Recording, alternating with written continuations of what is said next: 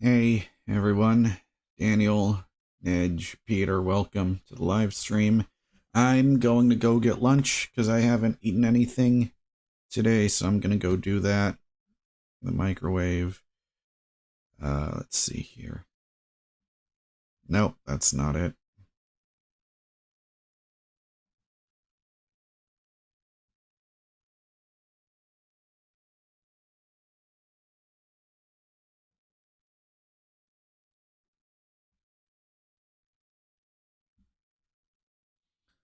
Alright, I will find some actual royalty-free music,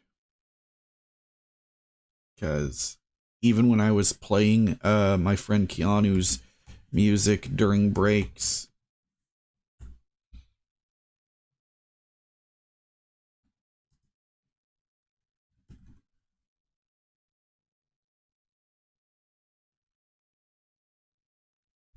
here we go, copyright-free rock music. It might sound super generic, but this will work. So let's see. All right, I'll be back.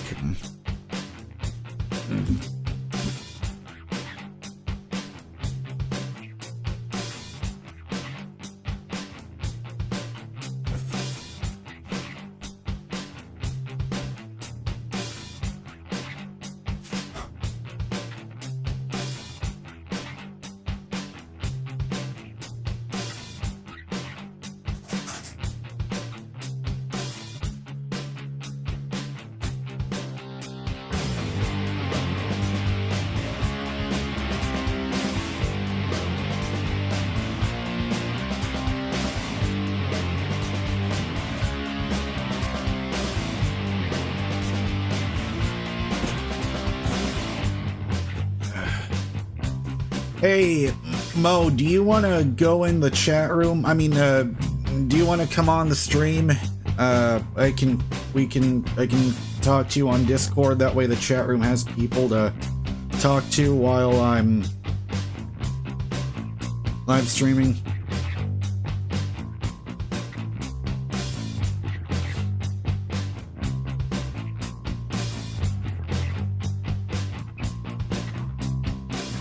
Let me just try calling him, seeing if he'll pick up.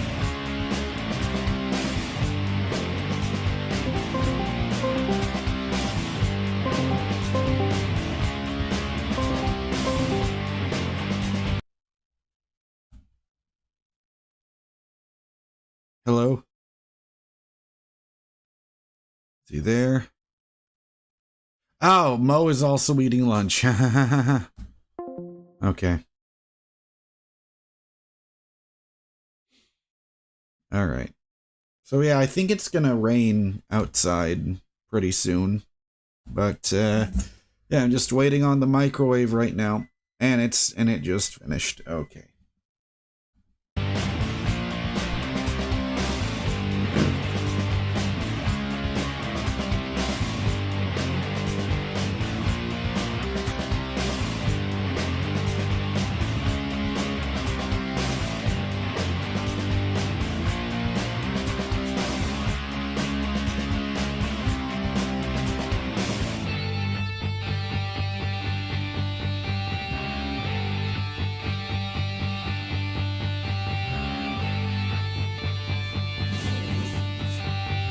Ow! God damn it!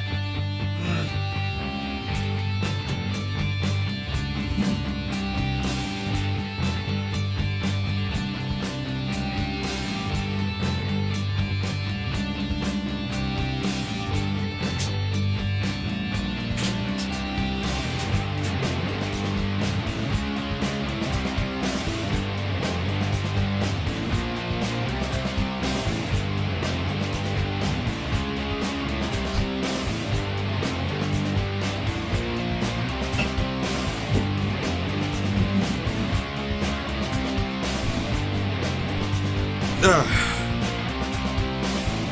right.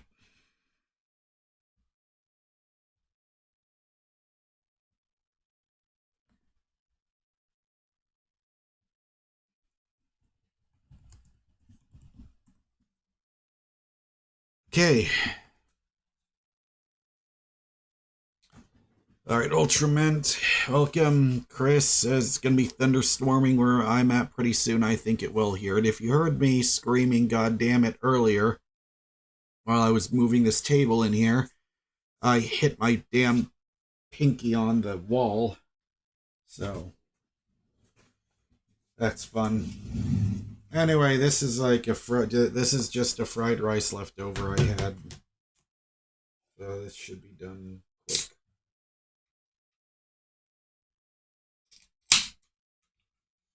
And I'm drinking sparkling water instead of soda because I don't want to die.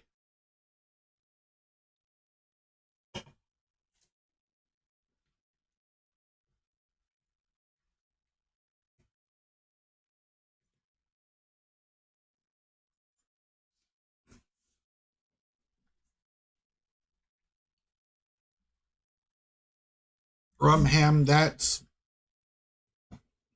an odd question to ask. Are you fully American or are you part Asian? I am half Asian, but I am full American because I was born here. I have a generic white person newscaster accent. So I am full American and I'm also half Asian. So pretty much my dad's side, his ancestors are like German and Swedish. My mom's side from the Philippines.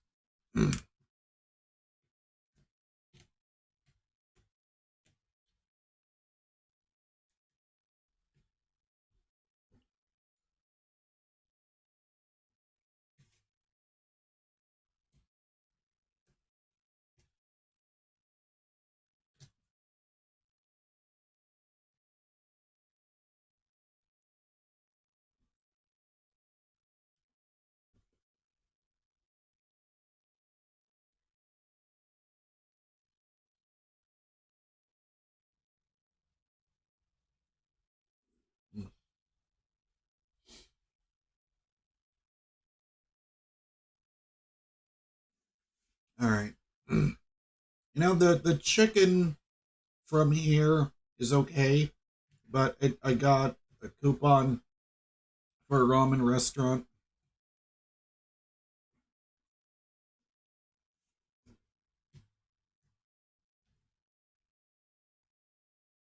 And the ramen is pretty good, but I don't know. It's like sometimes when you order fried rice from from different places, sometimes the chicken they use, I find it's either really good or really bad.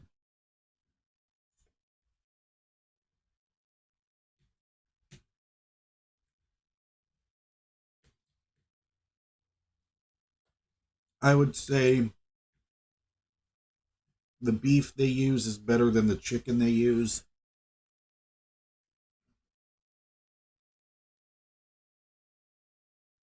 Overall, of course, much better than eating frozen food.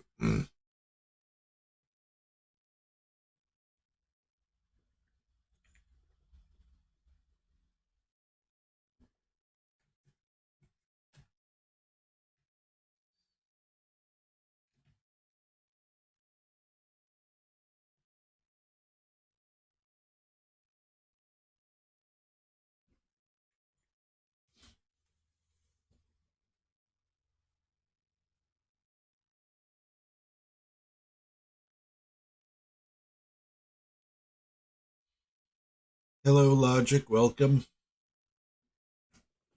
Adrian says, and at heart, you are a gamer. I mean, this period in my life is when I've played the least amount, but I think it's because I would never call myself a hardcore gamer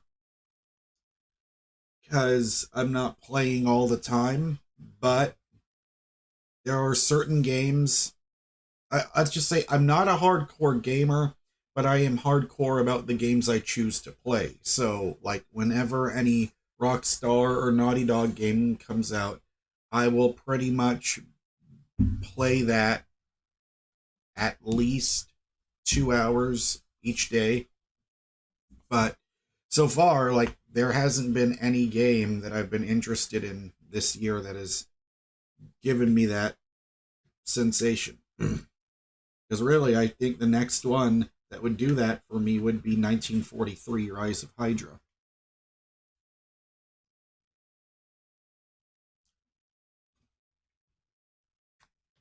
And of course, GTA 6, whenever, whatever year that game decides to come out in.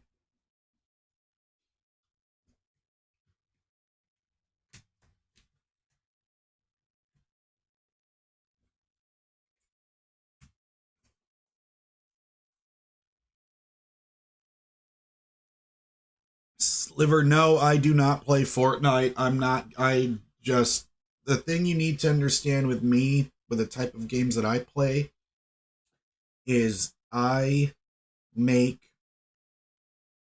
the games I play are offline single player.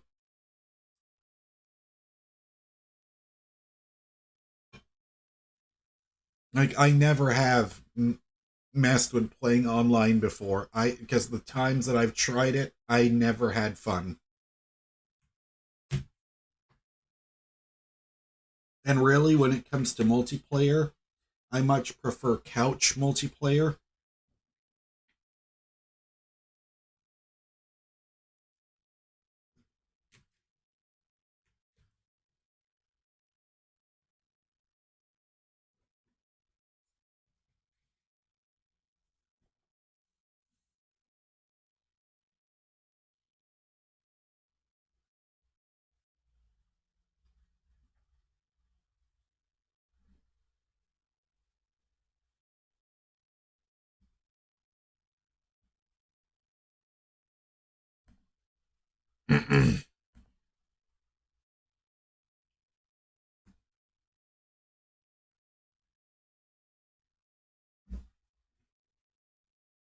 Yeah, the whole thing, how you describe it as a good grindy game, it's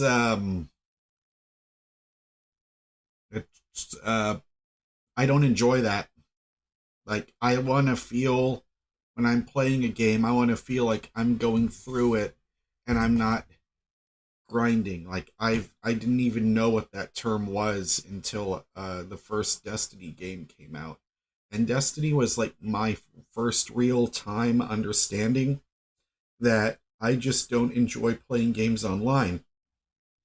Because I remember when Destiny first came out on the PS4, I was excited because holy shit, Bungie is on PlayStation, and I loved playing, Halo 1, 2, and 3.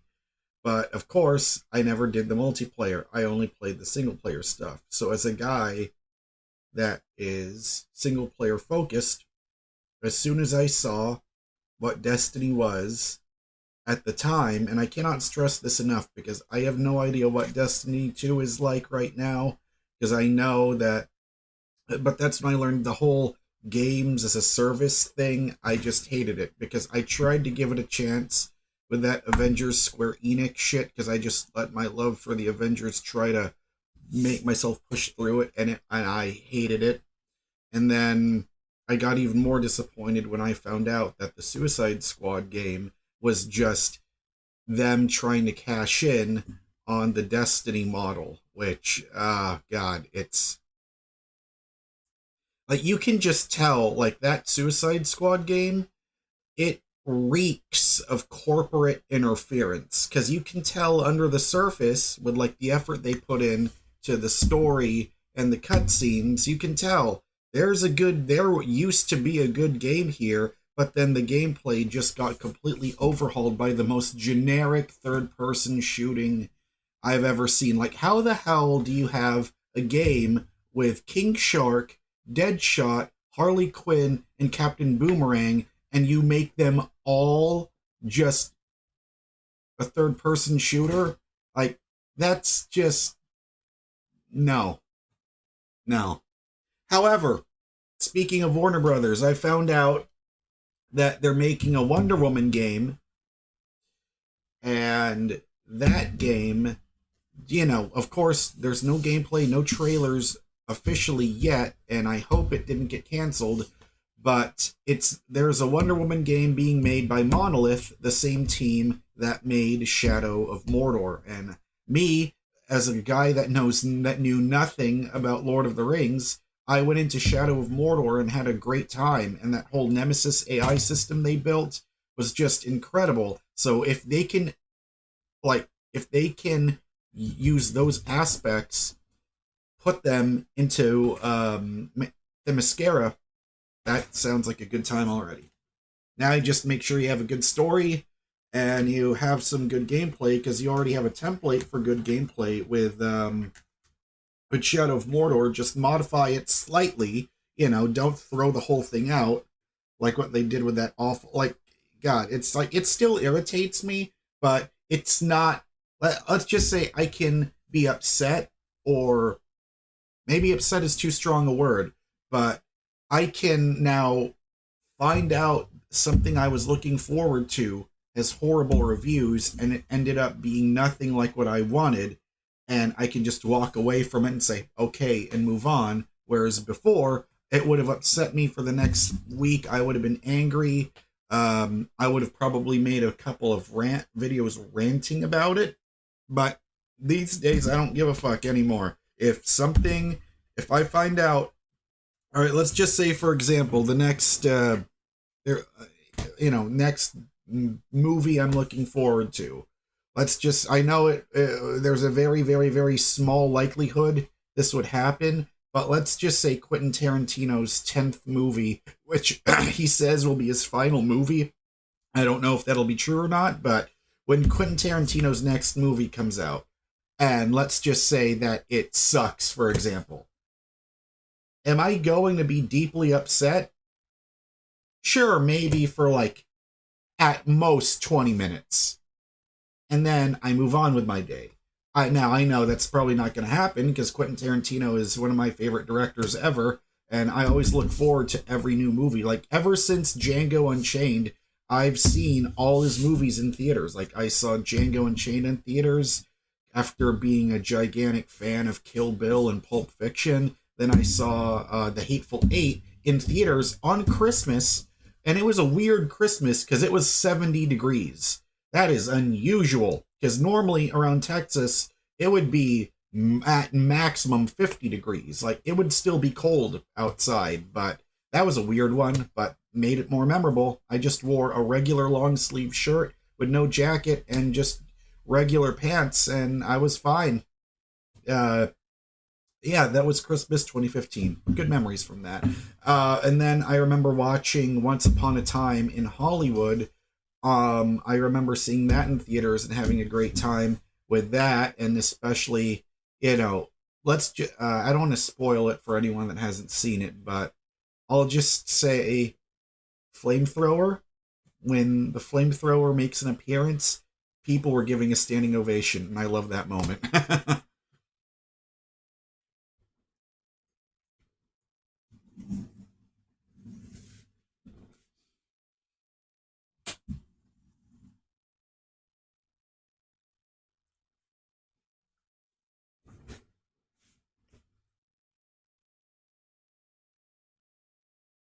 Oh, Rumham, that's actually a pretty good idea. I wouldn't read that out loud, because saying that event out loud, I don't want the YouTube algorithm to mess with it with this video or stream, so I won't say the event that that what would happen if it was about the event that never happened. But I never would have thought about making a movie like that. Maybe you could try making you could try yeah, why don't you try making a movie like that? That would be pretty interesting. If Tarantino doesn't do it, I mean, if anything, I don't know if you're like a writer or anything, Romham, but that was a fantastic pitch that I never would have thought of before. Hey, Cosmic Clam. Why did you delete his message?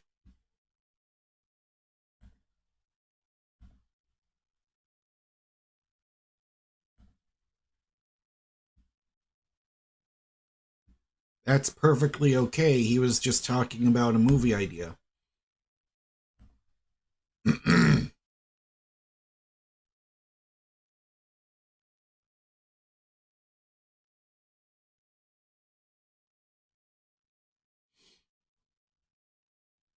But, yeah, let's see what we're... Okay, come on.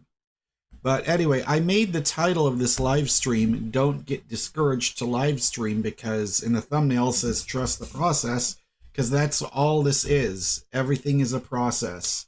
Because the issue I find, because this happened within myself, and now that I'm breaking away from that mindset, I'm seeing it in other people now. It's just so many people are afraid to suck at something. But before, when I was, when teachers were calling me a gifted kid in elementary and middle and high school, and I lost my damn train of thought again.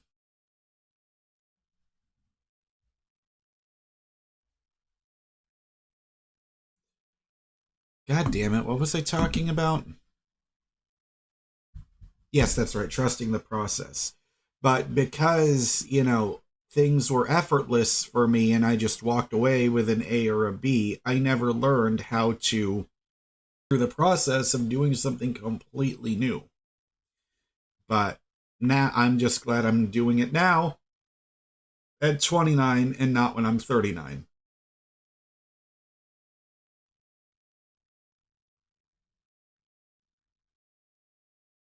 Um, so like there because I feel like there's aspects of myself that I'm realizing now that's hindering me a lot because it took a long time for me to realize,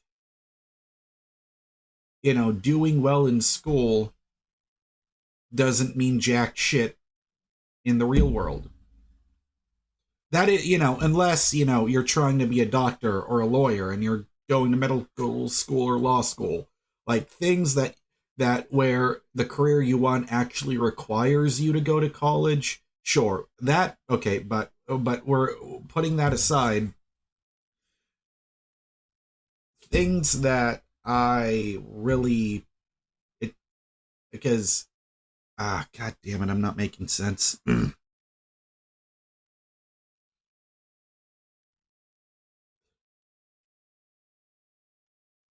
Pretty much most people have perfectionism tendencies, or at least I had that, where I think the reason why I was so filled with anxiety anytime I was doing something where I wasn't good at it or I wasn't perfect at it, it's because somehow, some way, I placed an expectation or there was a standard where other people just expected me to be good at stuff. So when I came across something that I wouldn't be good at, I would avoid it. But now I know to not that's the wrong way to approach it, and instead you just let yourself be okay with not doing something well because that's the only way you get to improve. That's pretty much what I was trying to say.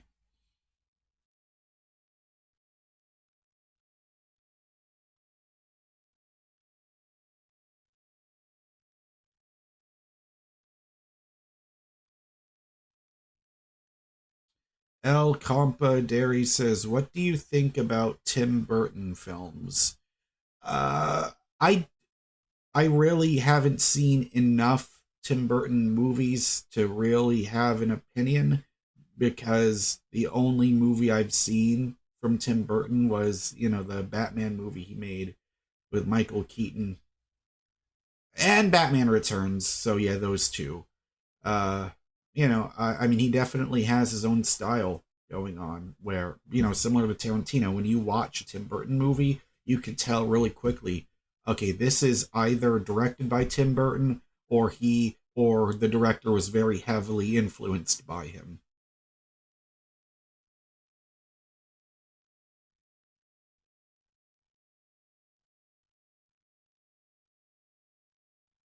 Adrian says, by the way, thanks for suggesting Healthy Gamer GG in one of your videos. Yeah, no problem. Yeah, Dr. K's great. He's one of the best people to watch.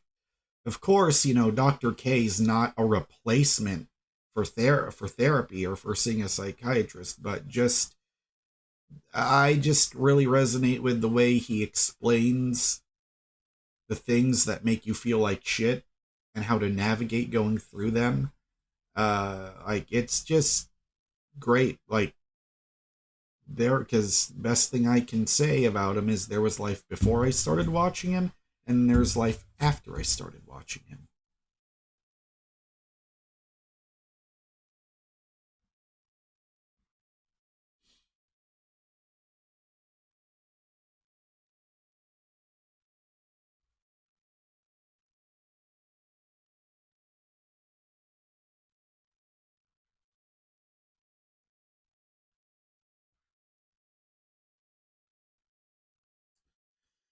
I already said this on the last stream, but KJab97 says, "What's your dream guitar?" For me, I would just love to get another custom ordered Kiesel guitar, because back when they used to be called Carvin, I used to have Carvin V220 in radiation green, which everything I love about them is everything is custom built to order, so you pick everything you want on it, but.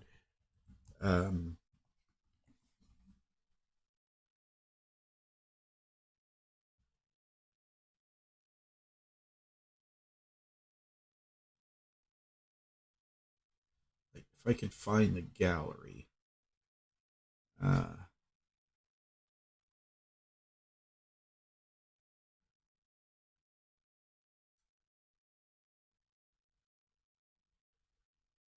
oh, wait, do they not have photos of it? I thought they would have some.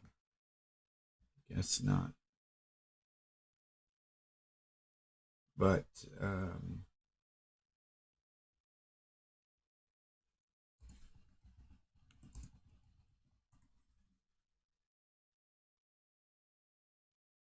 I guess they, huh.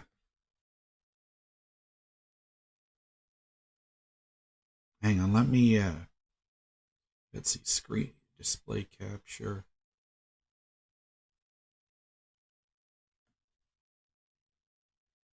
This is, so radiation green was the color I had, but they don't offer that anymore. But the V220 is pretty much this body shape, like somewhere between like a Charvel Star and a Dean ML. It's very comfortable because you can put it on your leg both ways. You can have it on your right leg, or you can sit it in between your legs, resting on the left leg, just like a flying V. So for me, that was the best of both worlds. But I loved playing that guitar, the V220. They even make a newer headless model like that. Uh, yeah, like here's another example of one. Got this one with a splatter paint job. So you can customize these the way you want them. Like, you can, like, this is the one they used to make in the 80s. So that's very cool. But, yeah, I would just want to get one of those again.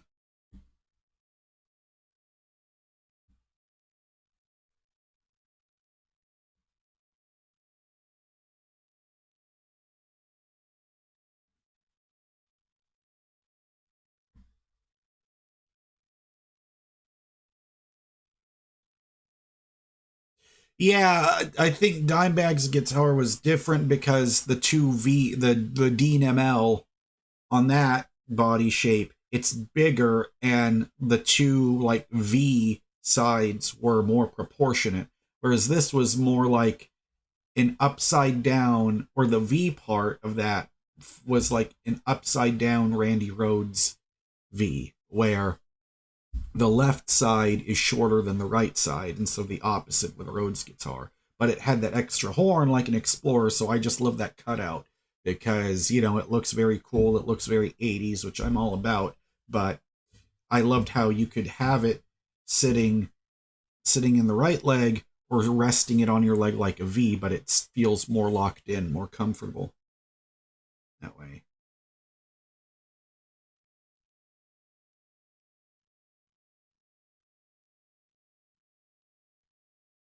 Al Compaderi says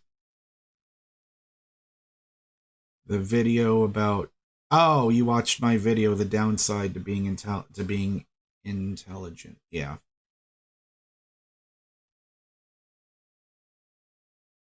It just makes you want to get up and get going. Thank you. Yeah, I got a lot of shitty comments on that one video, but I'm glad that you got something out of it. So that makes me glad.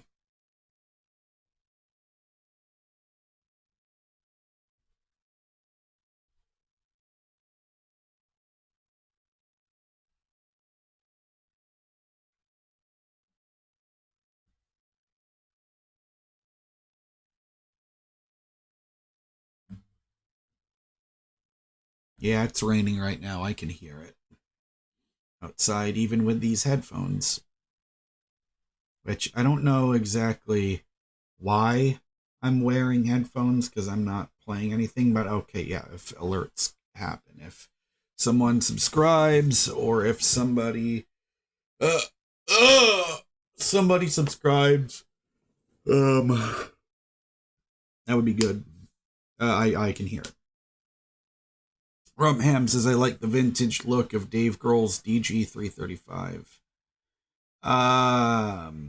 Yeah, that's I like Dave Grohl's guitar. I've never played his signature model, but I have played the just the normal ES335. But for me, just because I'm not very tall, I prefer playing the the 339, which is, just a bit smaller. But I'm real. Oh, Jesus, there's a fly here. Okay, fuck off. But I am curious about the Wolfgang Van Halen signature guitar, the SA 126. I heard those are gonna start becoming available in May. So if they're available at a Guitar Center or something, that whenever I see it, I would love to just play on one of them.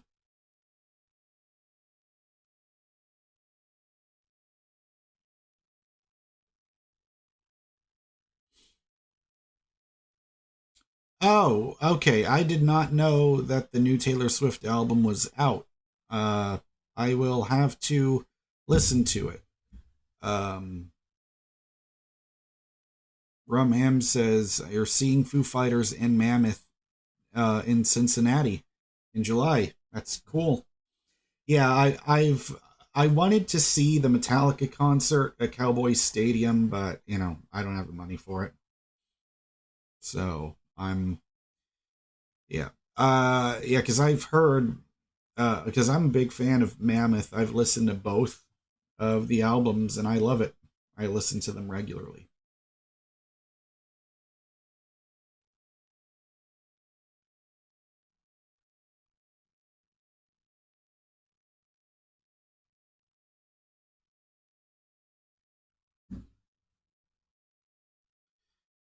KJeb97 says, do you like Avenged Sevenfold? I don't have an opinion on Avenged Sevenfold because I've never listened to them. I just haven't. I'm aware of them. I'm aware of who they are. Maybe if I heard their most popular songs, maybe it might sound familiar to me.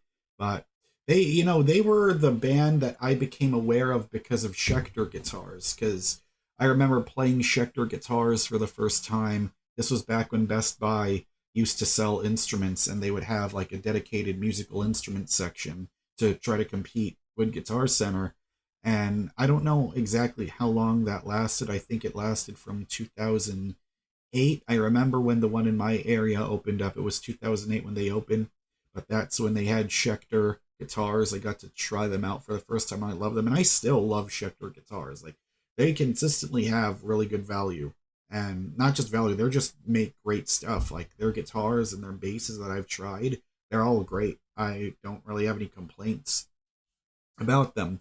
And anyway, so there was a Schecter catalog, and it had Zacky Vengeance and Sinister Gates on there, and it's because of them when I became aware of the what's that famous pickup called? It's the Seymour Duncan Invader, which is the same pickup that Tom DeLonge used on his signature Stratocaster. Because I've never played in any of the Avenged Sevenfold signature Schecters, but when they reissued the Tom DeLonge Stratocaster, they had one at Guitar Center. I played it. It's great, but something just tells me that it would be much easier to just simply get a something tells me it would be much easier to just get a regular Stratocaster and just change the pick guard and put a get a pearl pick guard with the Duncan Invader pickup on there, and that way, you've got two pick guards. So if you want a regular traditional Strat, you can put that on there, or if you just want that, now that is now I know that the graffiti yellow color on his Strat is very rare and hard to come across. So if you wanted it for that paint, for that finish, then I would understand it. But I just feel like, I don't know if the neck feels completely different or anything, but I couldn't justify spending that much, spending whatever they're charging for it, $1,500 or $13.99 for a single pickup Fender Stratocaster. Like, if it was a Jackson Soloist and it was neck through, because that's my preference, but because Charvel and Jackson completely spoiled me on guitars, because they were the first time I played a guitar that did not have a gloss finish, and it was just that very smooth oil finish on the back of the neck. That is just so much more comfortable, in my opinion. And so anytime I play a guitar with gloss, it's like, it doesn't feel right. But that's just me. There's plenty of people that play guitars or basses with the gloss on the back of the neck, and it's just fine. But even the Epiphone Thunderbird I played on our first show at Cobra Strike, that still had, a gloss on the back of the neck, and that one was fine.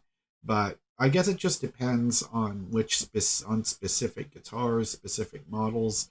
On some, the gloss doesn't bother me, but most of the time it does. So if you have a guitar with gloss on the back of the neck, and you don't mind like dealing with any, because I don't know if taking sandpaper to the back of the neck and removing the gloss, I don't know if that would actually mess up any warranties or anything, but I did that on a few guitars I had, and it just felt so much more comfortable.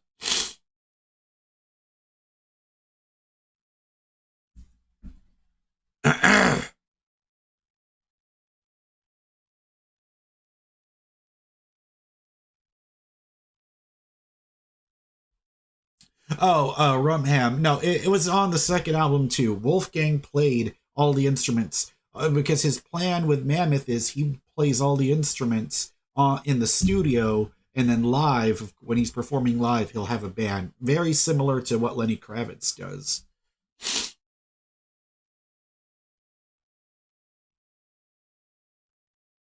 Sid Harth, Patel says who? You got Denver or LA? I think the Nuggets are going to win that series. But, I'm a fan of both teams. I like the Nuggets. I like the Lakers. So I'm just going to sit back, relax, and watch. But I just have a strong feeling Nuggets are probably going to win that one.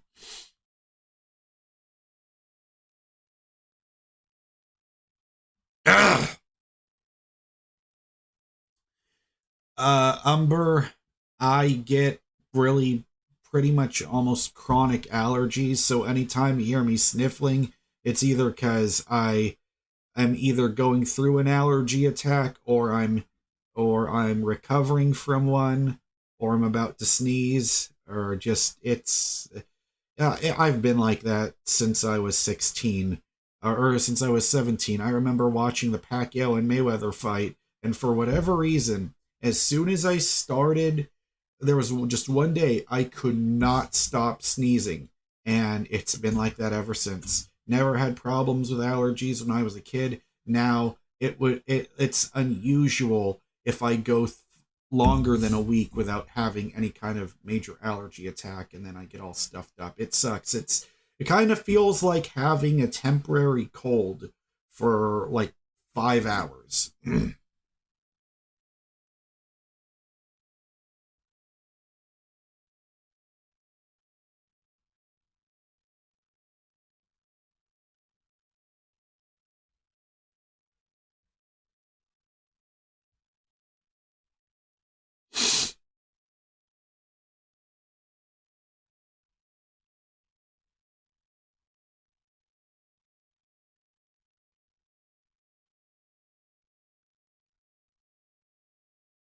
Yar Coffin says, do you get more viewers when you use custom thumbnails? Not necessarily, but I feel like if I really want to grow as a YouTuber, I have to learn to make thumbnails. So even if they're really simple, at least I'm just like what the thumbnail for this live stream says. You just got to learn the process because I'm not good at them, but I'm just, I'm very basic with the thumbnails, but, it's better than not having them because now as a YouTuber, you are expected to have to make your own thumbnails. And I didn't do it for many years. Even when it became a normal thing to have custom thumbnails, I still wouldn't do it because when I started making YouTube videos in 2008, it was not common, or they weren't a thing. I don't know when exactly they started. I think maybe it started in 20, was it really like 2011, 2012 when custom thumbnails started being an official thing? But yeah. Theo says, Jaren, can you grow a big beard? My Asian DNA took over the facial hair department, so that means no.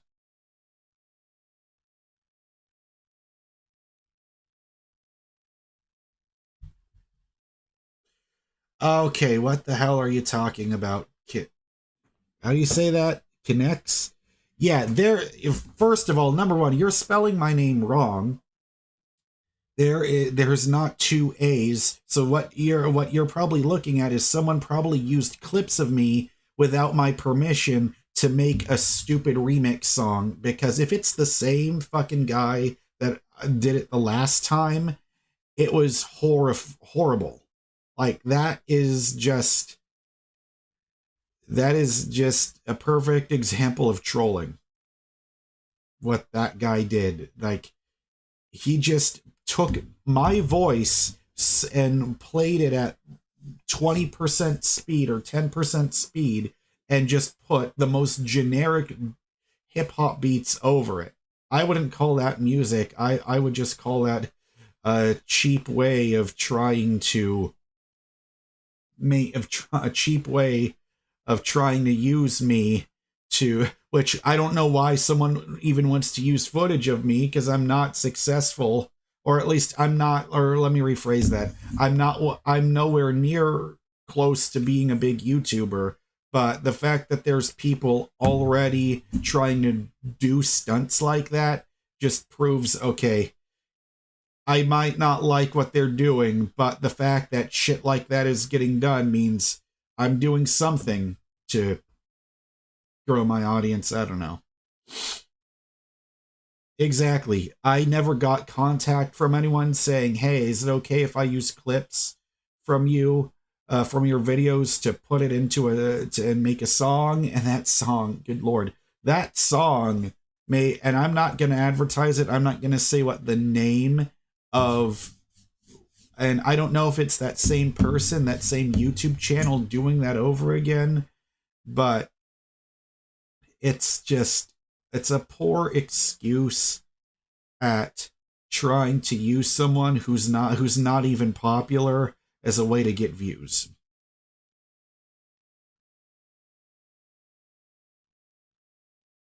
Connects, how can you love that song? It's not even a fucking song. It was 40 minutes of me footage. It's 40 minutes.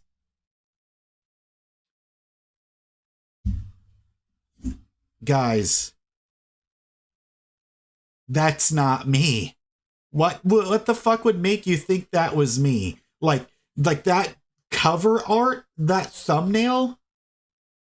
Guys, seriously, come on, have a bigger brain than that. Yeah, like the thumbnail should be a dead giveaway. That's not me.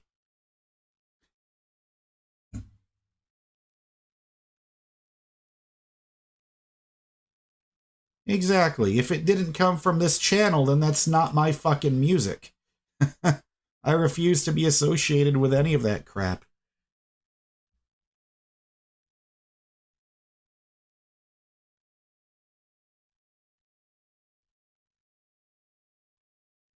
Like, I don't know how you guys found that from me, because last time I checked, that had only, what, 30 views on there or something. I'm not even going to entertain the idea of looking it up, because that's not me. Whoever did that did not have my permission to do it. So, exactly what Theo said. It's just trolling. So I'm going to move on from that bullshit now. Exactly. They're trying to use the very little platform I have to mooch off of whatever the fuck I'm doing.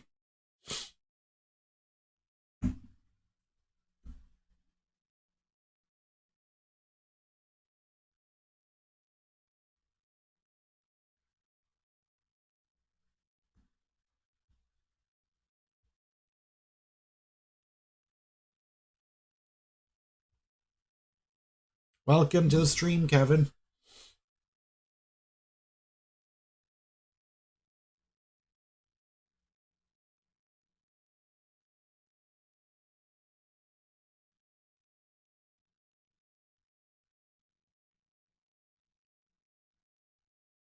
So let's see here. Okay. I'm just double checking here. Been live now for 49 minutes.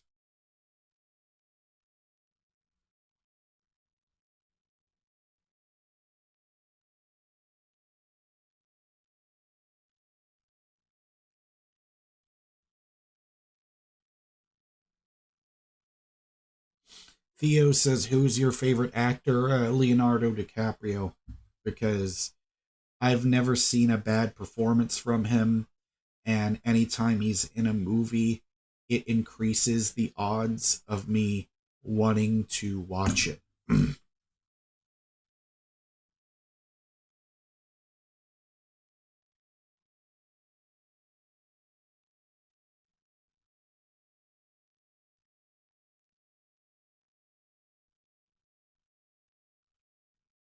Yeah, Theo, I'm a fan of Christian Bale too. Like, of course, he's my Batman. He's the one I grew up with. But I think the first time I saw Christian Bale in a movie that wasn't, that after the Batman stuff, I saw him in American Hustle. It was him, and that movie had a stacked cast. It had him, Jennifer Lawrence, Amy Adams, Jeremy Renner, Bradley Cooper. I remember really enjoying that movie when it was new, or I saw it in theaters. 2013 was when it came out. I believe that was from David O. Russell. He was the same guy that directed Silver Linings Playbook, but I heard that he made a new movie called Amsterdam with Christian Bale. It was Christian Bale, John David Washington, and Margot Robbie, but I think that movie, like, nobody saw it. Like, it barely made any money at the box office.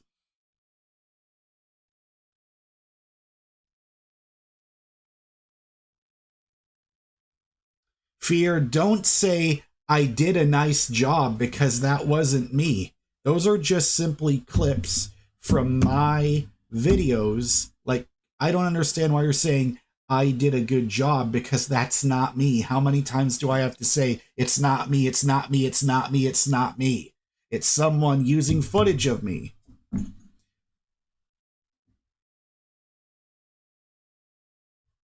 And by the way, that's not how you spell my name.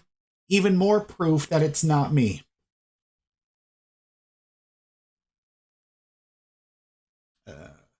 Joseph, I have not seen American Psycho, even though I know that's the movie that really put Christian Bale on the map. I haven't seen that. You know what? I didn't even realize when I watched the first time because it was seventh grade. We watched the movie Newsies. I think it was a Disney movie where Christian Bale was the main character. I didn't even recognize it was him until years later when someone said, "Hey, did you know Christian Bale played the lead role in Newsies?" I did not know that shit at all.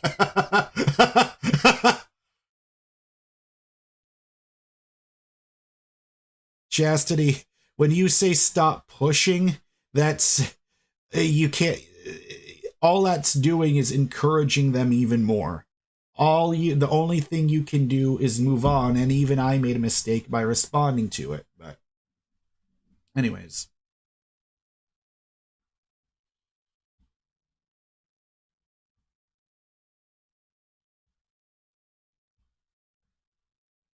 there we go. I put him in timeout for 30 minutes. See if he gets the message. Yeah, Benedict Cumberbatch, Cillian Murphy. Yeah, about all actors I enjoy watching as well. And someone mentioned Jake Gyllenhaal. Yeah, I love Jake Gyllenhaal. I watch pretty much. It's like anytime I watch a movie with them, even if the movie sucks, I know it's not their fault.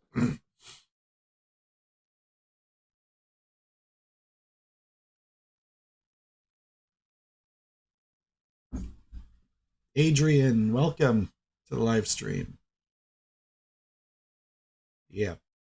Yeah, I'm so happy that Cillian Murphy got to actually play Oppenheimer in Oppenheimer I've seen him in Christian Bale's other movies. I'm sorry, in Christopher Nolan's other movies before. Because I'm pretty sure he was in Dunkirk, and of course, he was the Scarecrow in the Dark Knight trilogy. But I was he in what's that movie? Was he in Inception? I don't know if he was in that.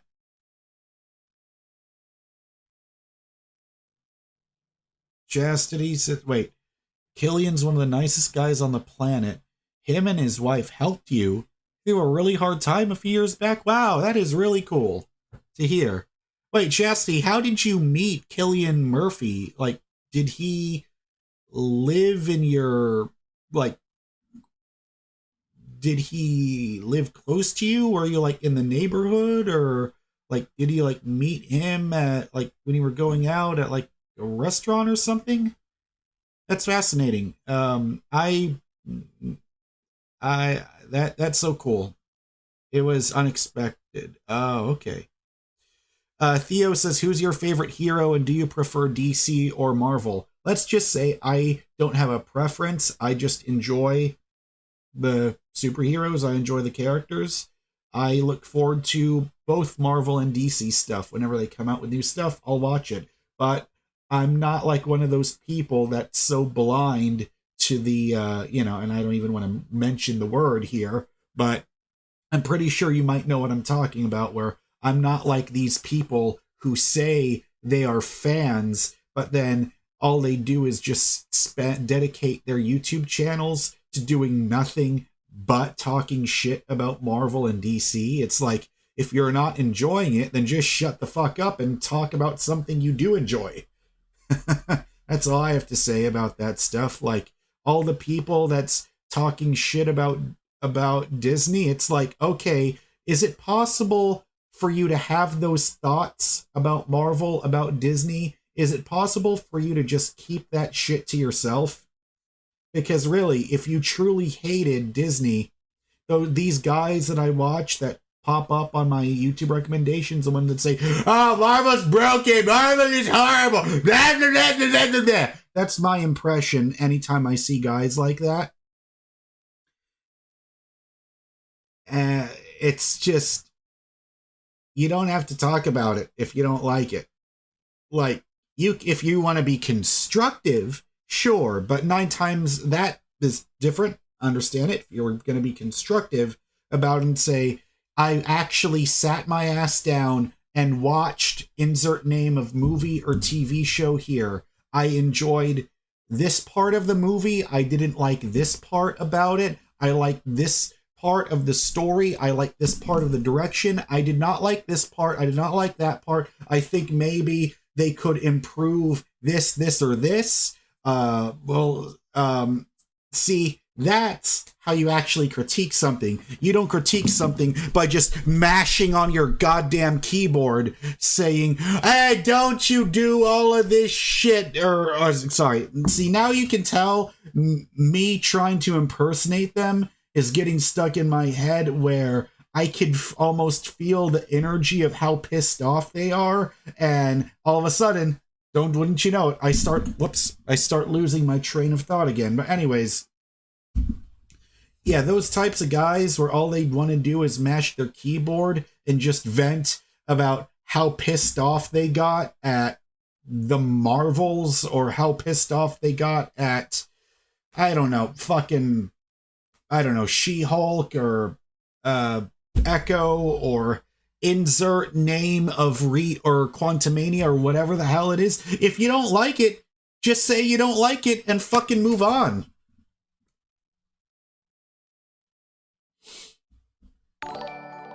Oh, Ajung donated 20. I don't know what DKK, what that currency is, but thank you. Says, yo, is this really Jer? Okay. Here's the thing, Ajung, and I really, really, really, really hope I don't come across as angry or bitter or disrespectful, but what you saw was not me, okay? There's a guy out there making horrific music videos pretending to be me, where he just takes footage of me and posts 30 minutes of the most generic hip-hop beats ever and says it's me. But clue number one that you should know, that whoever is making that is not me. Number one, he spelled my name wrong. All right?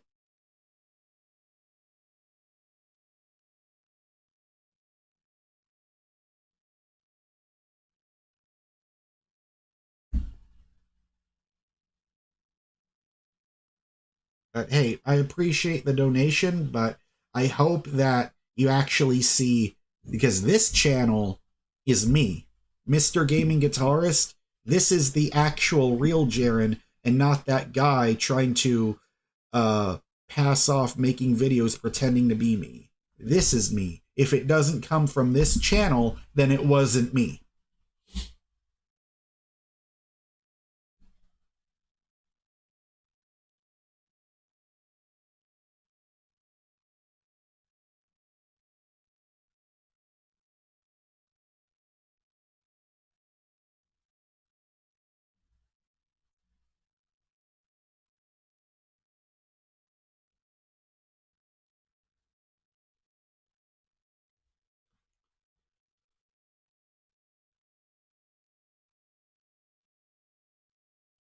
Oh, it's Danish Krone. I see.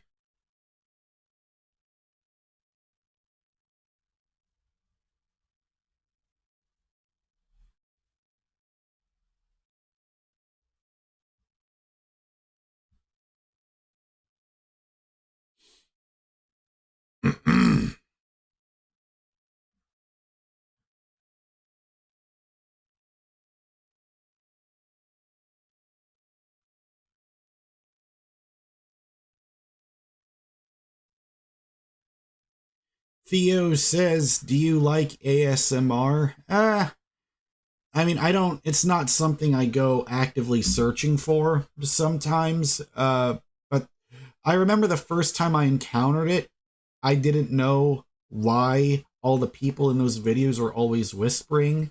Like, it's gonna be really funny, but you know, the people that talk like this in the video, I don't even know if the microphone is even capturing that, but all they would do was whisper, and it was very okay. I can't fucking take myself seriously when I'm doing that, but I just couldn't.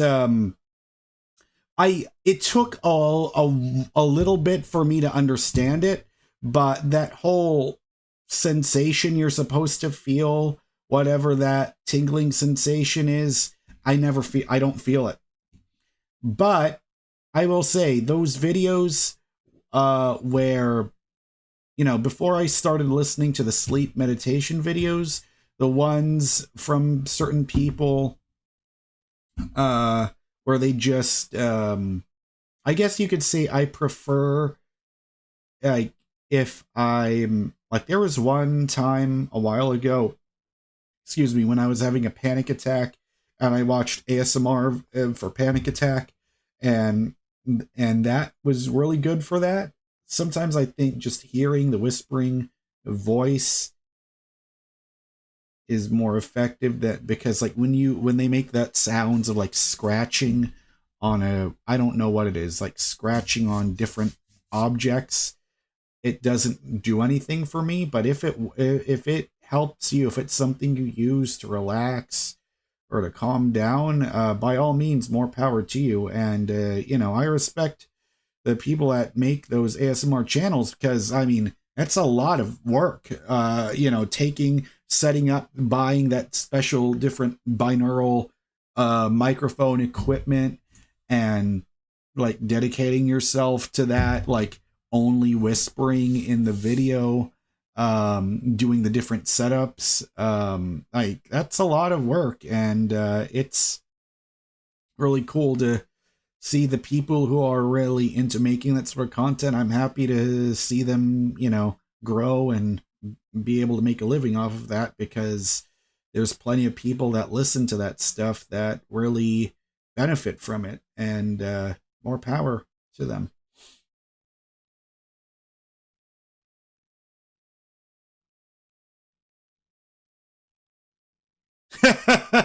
Theo says ASMR new channel. uh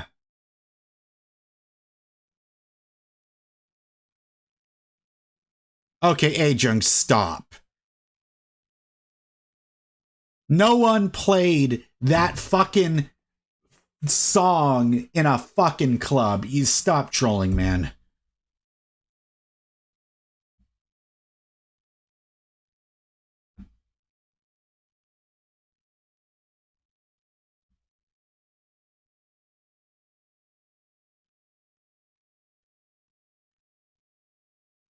All right, El Compadre is back in the chat room. All right. Yeah, I can tell. Let's see.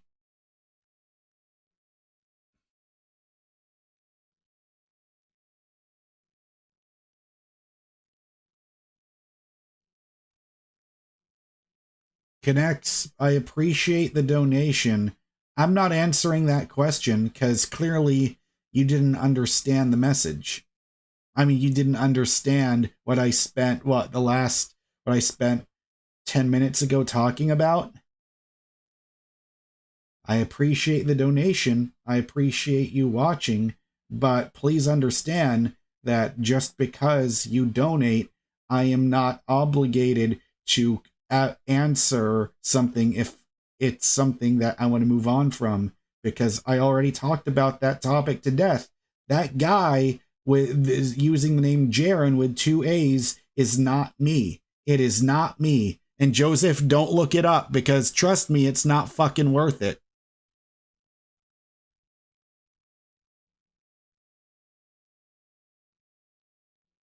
Yeah, Chastity, like, I mean, you are very dedicated in your trolling. The fact that you're willing to donate money because you think I'm gonna read something out loud about something that I've already said is not me. It's just, Jesus, man.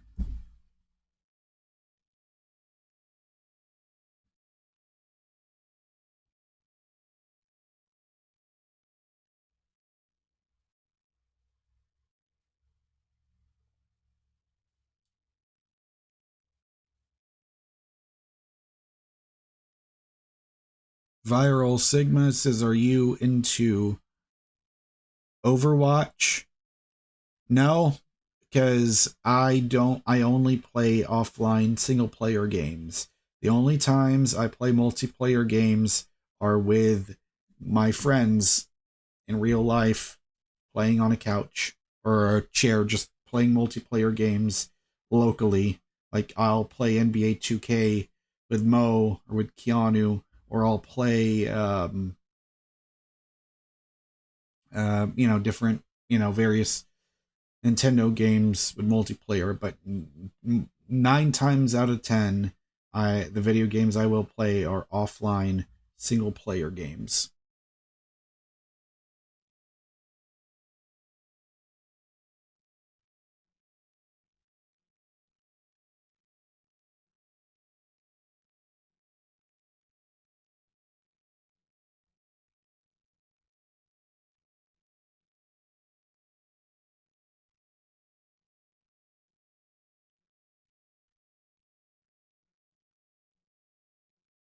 Connects, you are not. I am not playing that song on the stream. You know what, man?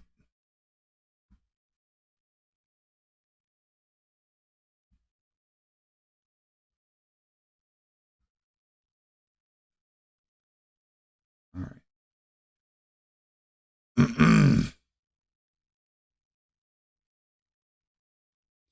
Chastity says, I genuinely suck at the super fast paced team based action. Yeah, I just don't like those. I mean, I could play the campaigns for Call of Duty or Battlefield or like I can do that, but pretty much it's just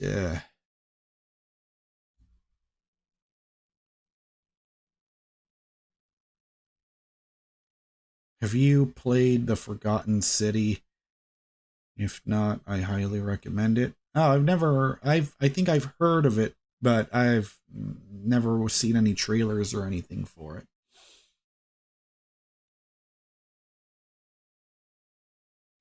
Siege said, have you played GTA 5 at all?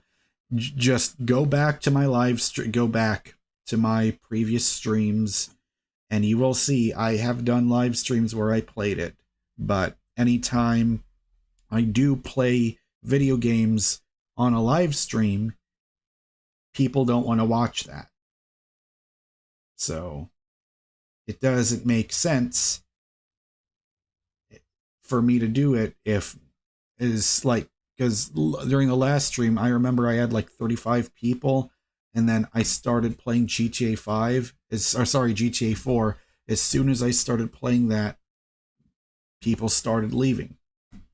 So you have to think about YouTube. If you really want to do YouTube for a living, you have to think about it like a business, because in many ways it is like you are pretty much self-employed, and so you almost have to look at it like, did this perform well, did this not perform well, does the audience want that? And so if the algorithm, like, I forget his name, but I watched a video of like one of the main guys that works for YouTube.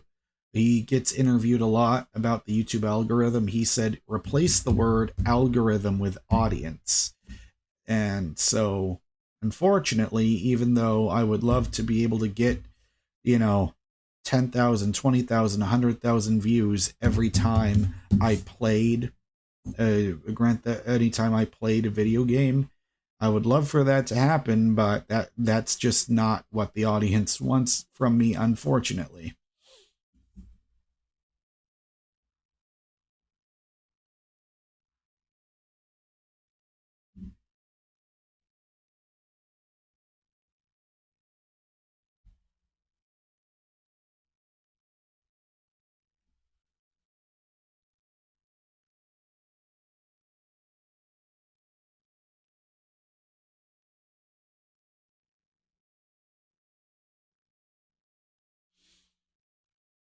Yeah, Theo, GTA 4 was great. I remember being so excited for it because that was the first new GTA game to come out after I started playing them.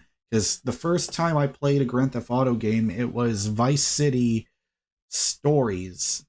Or no, sorry. Liberty City Stories was the first game I ever played because it was originally on the PSP, but then I moved it over to the but I played the PS2 port that they came out with later on. So I played that, then I played um Vice City Stories, then San Andreas. So this is all on the PS2.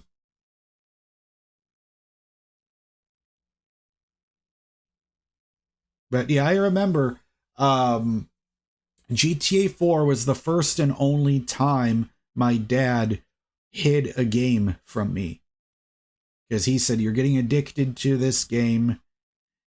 So I remember he asked me to just give him the disc, and I just did it.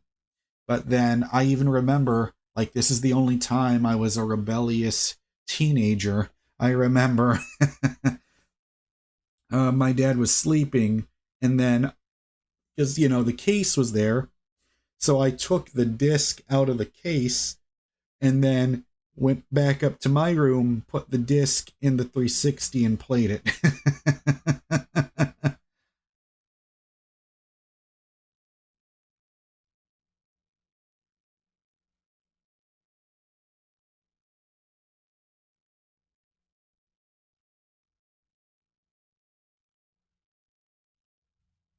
Yeah, Theo, that's where I draw the line. He says it reminds me of a YouTuber I was watching. He only plays Fortnite even if he hates the game. Yeah, it's like if I don't like a game, I will not play it, let alone do a live stream of me playing it. Like, why the fuck would you play something? Like, maybe if you're doing something for the very first time, sure, I understand that. But if you're just playing something just because it's popular and lots of people watch it, but the problem is if you're playing a game that's already super extremely popular, then that's just going to suck because number one, you're entering an oversaturated market where there's way too many people doing it, and so you by you forcing yourself to play something you don't want to play just because you think it's going to bring you views, that is a horrific mindset to be in, and that will only take you so far as a YouTuber. Exactly, El Compadre. That's called being a sellout. Fucking exactly.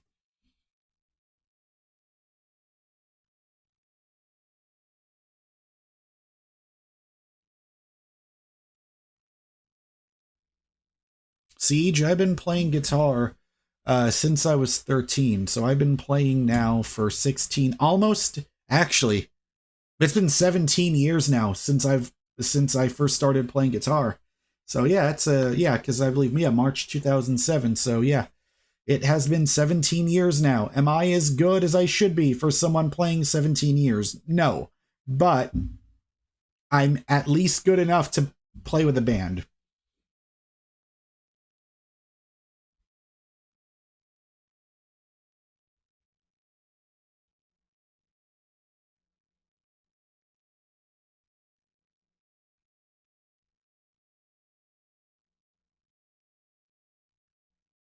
Hey, Mo gave me a 99-cent super chat. All right. Joseph, I am 29, going to be 30 next month. I used to carry a ton of, I used to be really depressed every year during my birthday, but when I turned 29, that was the first birthday I had where, because I remember being super upset when I was 26 and 27, 28, but then my birthday when I'm 29, I felt for the first time I wasn't depressed. And that's because, you know, the previous few months I started really meditating for the first time. So, yeah. So now that's what I realized, you know, people put too much emphasis on their age, and it's because they keep uh off-putting expectations, it's because they spend their lives comparing it to other people. And what have we learned? Number one, comparison is the thief of all joy. Number two, you only feel like you're behind because you keep trying to live somebody else's life.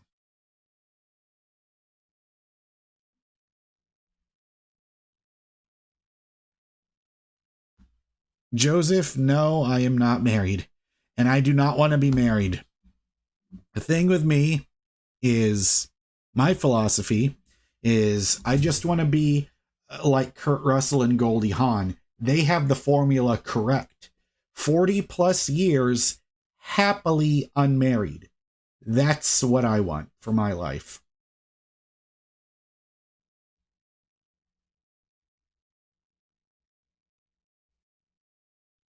Sultan, if you type in all caps one more time, you're banned from this chat room. Because I've seen you in there constantly typing in all caps, and you should understand typing in all caps is a quick way for people not to take you seriously. Let's see. Dat Niha says, do you do any pre-meditation rituals like candles, incense, mat? No, not really. All I do is, like, before I get out of bed, I just turn on, on my TV on YouTube, I listen to a guided meditation, and it's just as simple as that. Single Wide, welcome back to the live stream. Let me see here. Let's give Mo a call. I don't know if he's gonna answer, but he said he would. So we will see.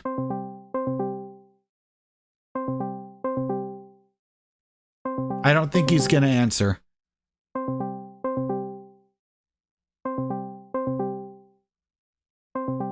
Yeah, I'll just wait for him to give me a call over here.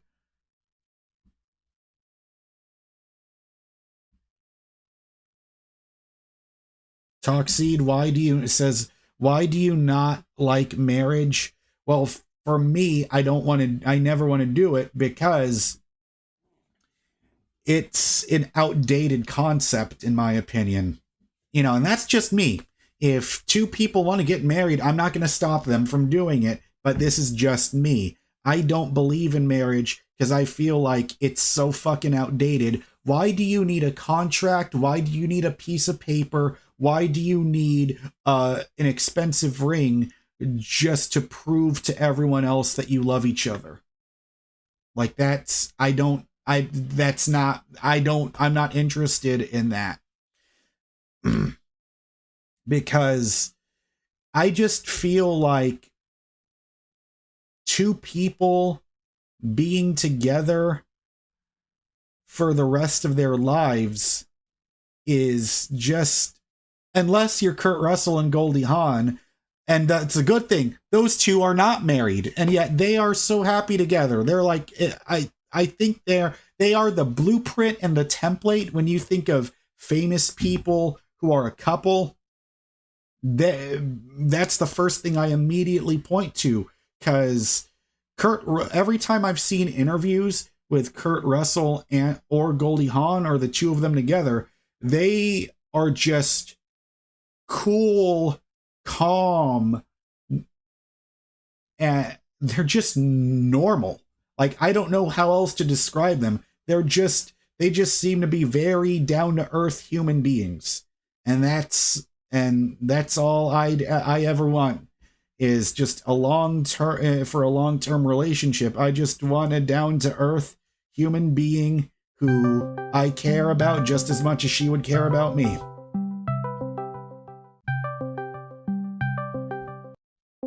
Hello? Yeah. Hey, Mo is here, everybody, and the call. Try talking. How's everybody doing? Did you just wake up? No, I'm full. I just ate, remember? Ah, that's the food coma voice. Yeah, for real. Golly, man. I had 4 tacos Okay, that'll do today, it. so yeah, pretty much. No, Sashimi, you are not off topic.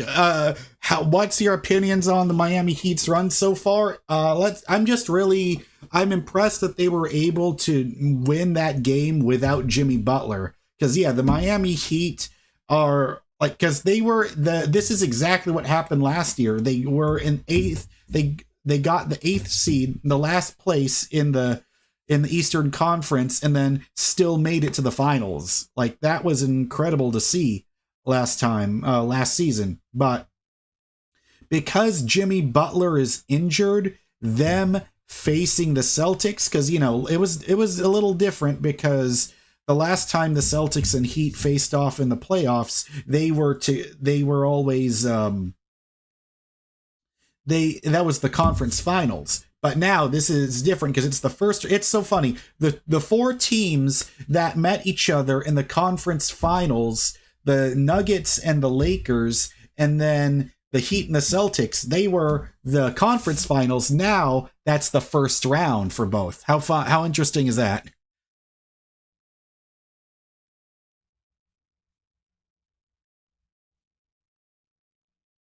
Mo, Yeah, did you hear? sorry, but yeah, I heard. Yeah. I mean, who do you think is going to win? Based on, because remember, so for the first round, it's going to be the Celtics versus the Heat. Celtics have been number one damn near all season long in the East. The Heat have, I think they were in eighth place during the finals, or sorry, during the play-in tournament. So that's going to be a very interesting lineup.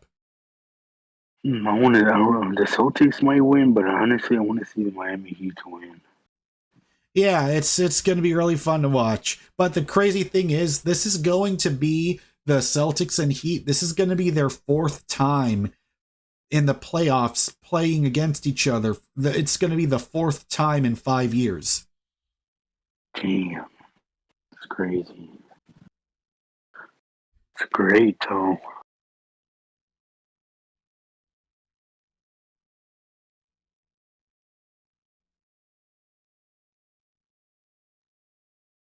Yeah, Sushemi. Yeah, it says the Celtics are Heat.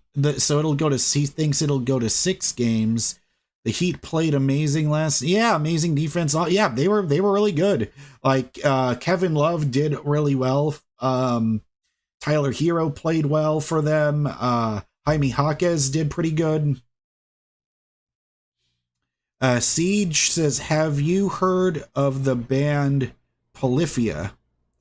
I know of them. I've never actually sat down to listen to them.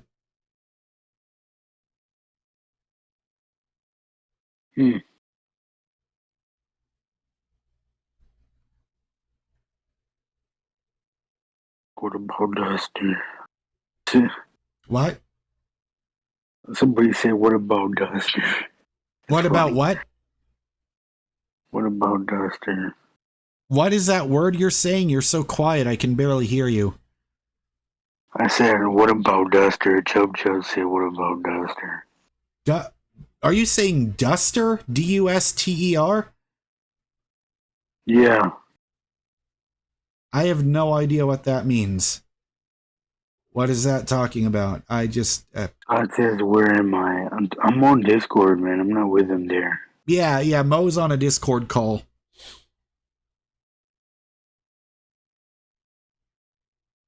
Yeah, Audie Marbler says the Heat don't have a chance without Jimmy Butler. Unfortunately, the Celtics assembled the Avengers during the preseason. Yeah, because I really feel like because they were already, pretty good, like really solid, but now that they added Drew Holiday and they got Drew Holiday from the Bucks, and then they got Porzingis, like it felt like that's all they needed to really have a real shot at really winning the finals.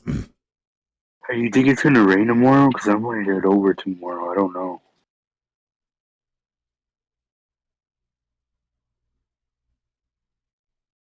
Huh?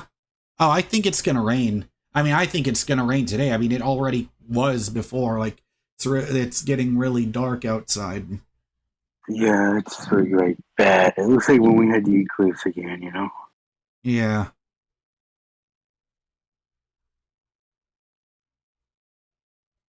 Austin says Nuggets are repeating anyway, so the Celtics are irrelevant. Yeah, I mean, yeah, that's what I want to see. I want to see the Nuggets and the Celtics the Nuggets and the Celtics in the finals. That's what I want to see. Because really, because that's the thing with the NBA. I don't really attach my emotions to the outcome of games. The only time I'll get pissed off is if referees start doing some stupid shit. That's the only thing that would get me pissed off. Because I agree with what Bill Burr said before. The referees, I just feel like the referees have way too much fucking power, and I hate the fact that referees never need to be held accountable for doing stupid shit.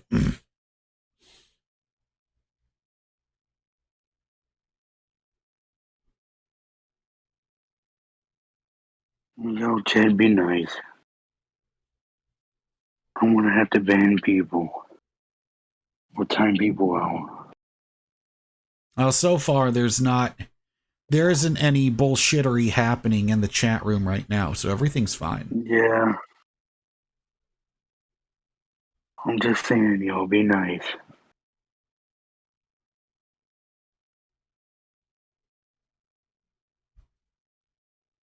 Yeah, so everybody, man, I gotta finish up the Fallout series. I started it and I gotta finish it.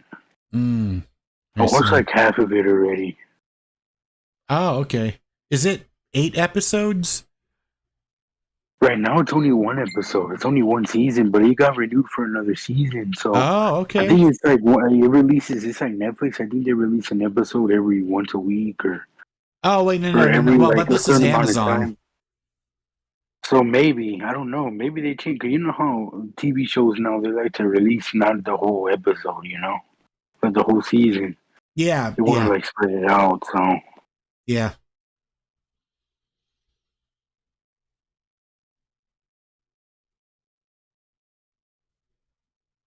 Scott, Mo does not do Uber. no, I do delivery, but I don't do Uber at all.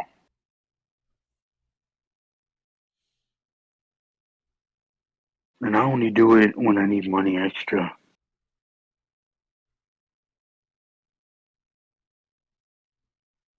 Okay, now I can really hear the raindrops. You know it's a big deal if you can hear them through the head, like even when you're wearing headphones.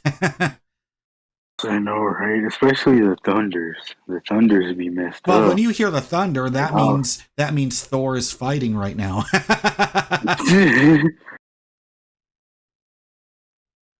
Audie Marblar says, "Ever listen to the Minutemen? I've heard of them. I've heard. I think I've Are they heard. a rock? Are they like a rock band? I've I heard of think the them too. Minutemen I just heard of them. yeah. I think the Minutemen are a punk rock band. That name sounds familiar. I think I've heard like in interviews. I think I've heard Flea or John Frusciante mention them as an influence."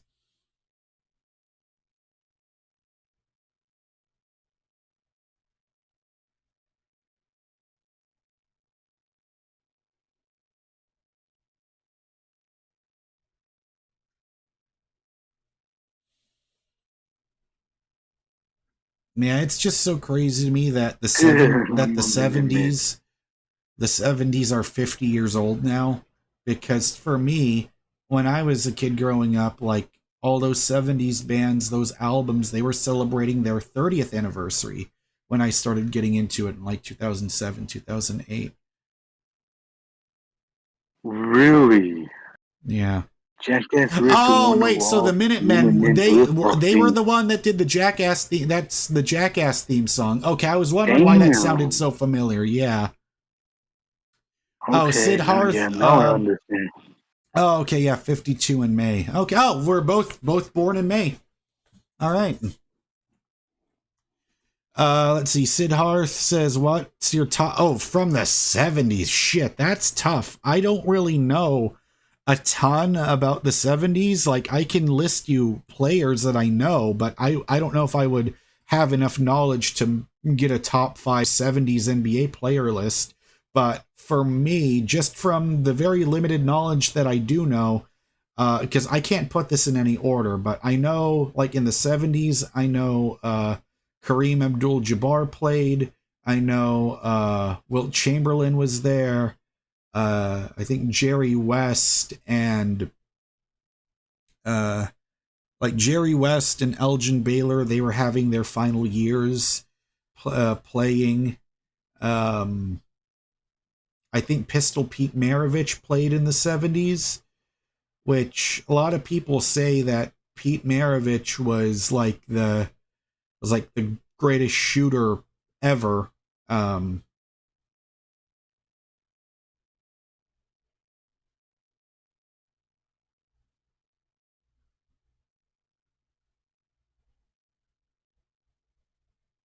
but yeah, that's all. I don't. I know Oscar Robertson was on the Bucks when him and Kareem won their first championship. So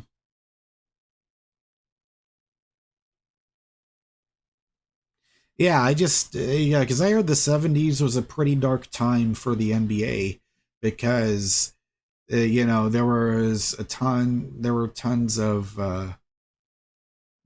like tons of drug addicts in the NBA at that time. There were lots of fighting going on. Like, it was normal to just see a fight break out very commonly during the '70s. Yeah, yeah, yeah. That's that's all I remembered. Like, even watching The Last Dance before Michael Jordan was on the Bulls, like in the late '70s.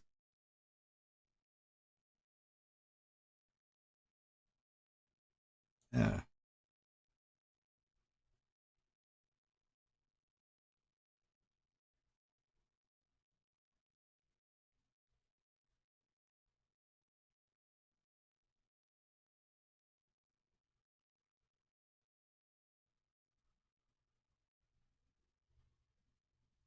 Yeah, this weather's making me tired.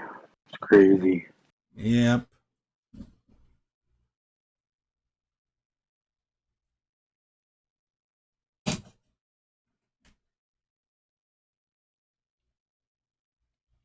Audie, I'd say, I mean, I'm just glad that the Rockets are doing better now. I mean, I am a Rockets fan, but I'm just a fan of the league. Like, I just love watching the NBA. Yeah, I would say the same thing too. Like, I like the Rockets, but I wouldn't count them as a team, as a team mode, like. But as a league, yeah,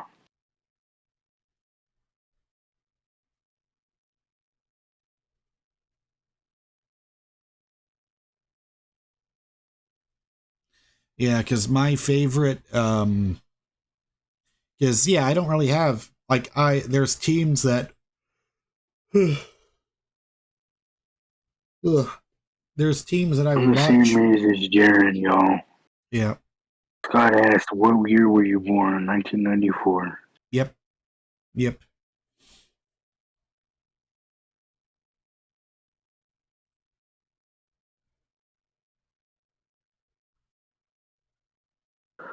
Yeah, that was really, in some ways, like that late '90s Rockets. That was the first super Oh, that team. that job. They had Barkley, Olajuwon, Drexler. Yeah, they had Scottie Pippen for 1 year. I remember that.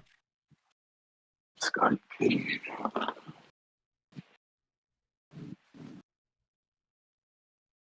90s kids, yeah, I'm a 90s baby for sure, though. Sure. I remember all the 90s stuff.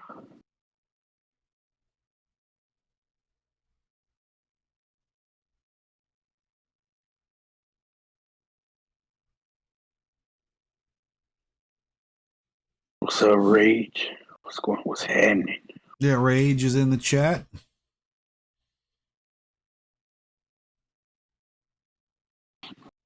Theo, yeah, I had a PS2 when I was a kid. That was like one of the best Christmases ever. December 2004, I got a PS2. I had one too, but I had the big one, not the slim. Yeah, you had I the had the original original model. one. Yeah, I had the slim one.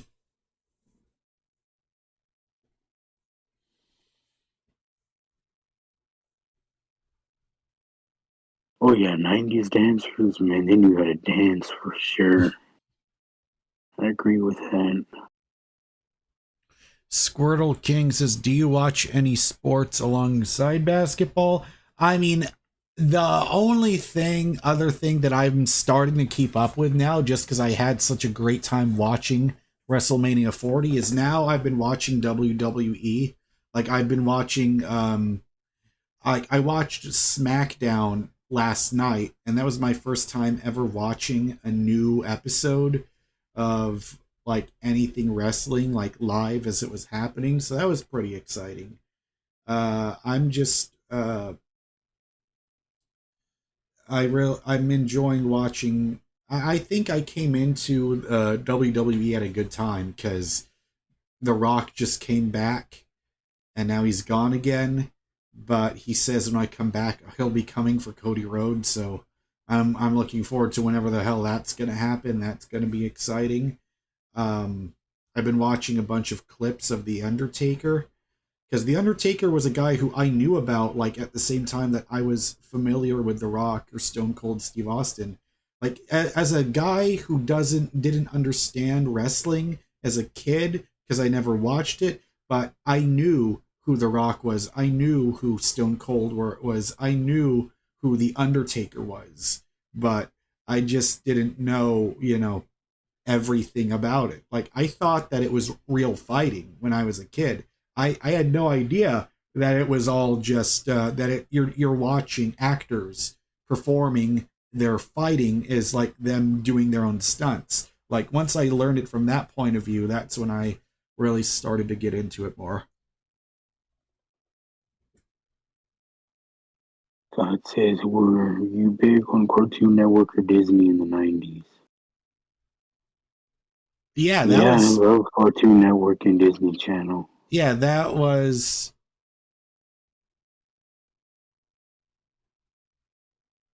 actually, I saw that clip. They put it on YouTube, Marbler. Undertaker versus Shawn Michaels, WrestleMania 25. I saw that match. That was great. That was phenomenal. I enjoyed it. See, Shawn Michaels is a guy where I'm aware of him, but I don't know too much about his story.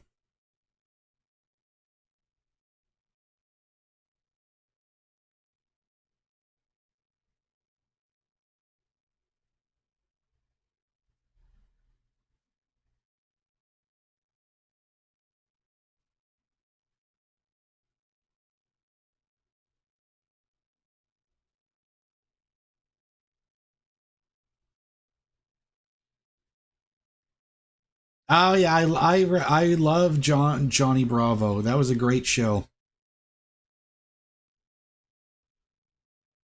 Actually, don't remember that one. Johnny Bravo was the guy with the giant hair, and sometimes he talks a lot like Elvis. Oh, that show. Yeah, yeah, I remember now. Man, that was a good show.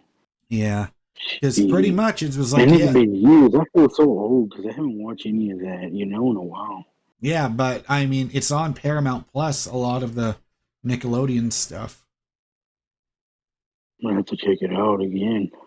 Or, if you have Max, you can watch Cartoon Network. Well, I did have Max. I had to cancel it because it's, you know, expensive. Yeah.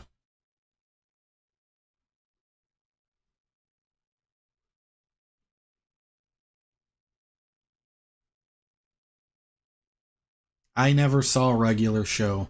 I think that was after I stopped watching a lot of the stuff on Cartoon Network because I feel like the real transition for me being just a kid, just watching Nickelodeon, Cartoon Network, Disney Channel. I felt like the real switch was when it's like, for me, it was guitar. Like learning guitar, being obsessed with Guitar Hero, that just took over so much of it. Like I pretty much, that's when I stopped watching a lot of TV, and instead I started watching and I started because really it's like me playing guitar is just very tied and connected to me playing to me being on YouTube, because I just loved watching the all the gear review demos of guitar players on YouTube.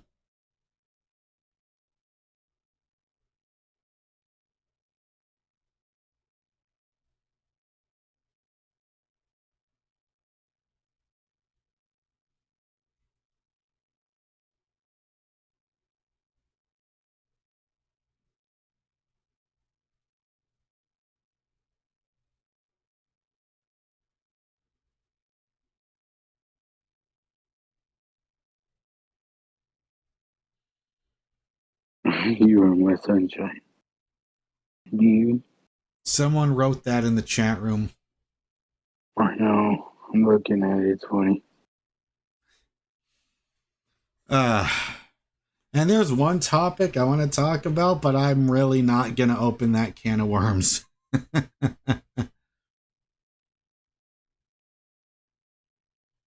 Yeah, I remember Big Mouth too. I used to Yeah, watch I Big think that was Mouth. on Netflix. I haven't seen it. Ooh, Danny was good too. I I like remember Danny Danny Phantom. Phantom on Nickelodeon. That was great. I loved it. I love that as well. Yeah, because I think that show was from the same creator as the same guy that made the Fairly Odd Parents. Yeah, he did. Yeah, he was.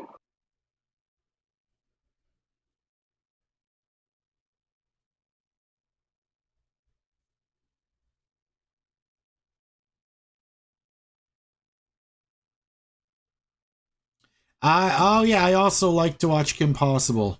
That was that was Yeah, I liked I it too. watched That that was good. show as well. I used to watch the Powerpuff Girls too. Yeah. You know what's crazy? A lot of the actors from those shows on the Disney Channel or on Nickelodeon, a lot of them have their own podcasts now. Like I know Christy Carlson Romano, she was the voice of Kim Possible, but she was also on Even Stevens. She has her own YouTube channel now.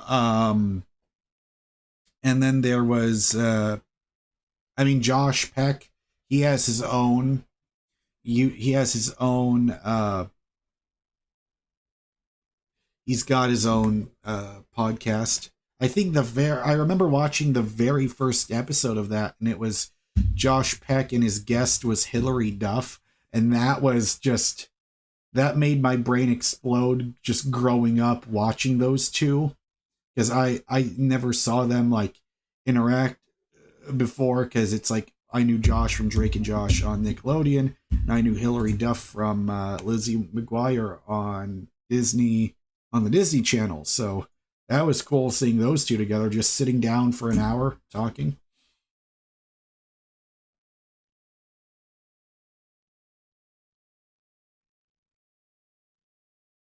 Yeah. Yeah, Marblar says, I loved watching Redacted and Josh because he doesn't want to say his name. But yeah, I have not seen that Max documentary, that one, Quiet on Set. I have not seen it yet. Oh, wow. Now it is raining hard.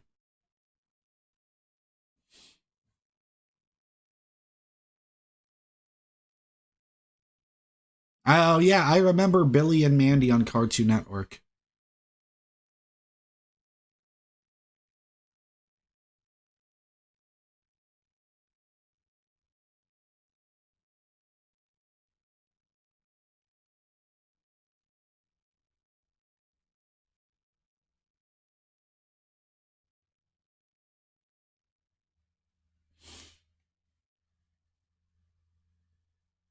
To Cartoon Network, yeah, man. I used to watch. I liked Rugrats too. Yeah, Rugrats was my shit. I remember Rugrats. I remember. I don't know. I doubt they still sell them. But I remember for a while, like if you were not like when you were a toddler, like 4 years old, five going from 4 to Well, 5 years Perfect old, Harmony Dog was good too. Rugrats was the shit. I never saw Breadwinners on Nick. Courage. I remember Courage the Cowardly Dog. I remember that. You guys are just taking me back to my childhood, talking about all these older And shows. believe it or not, I used to watch Noggin too when I was younger. Yeah, I used to watch Noggin. I remember Rocket Power. Yeah, you guys are speaking my language. That's all stuff I vividly remember. You saw Rocket Power before, Mo? No, Rocky Power I did not see. Rocket Power was the kids like that or skateboarding. Huh. I remember Scott. I remember playing a Rugrats game. I think it was like the Rugrats Scavenger Hunt. I remember that on the N64.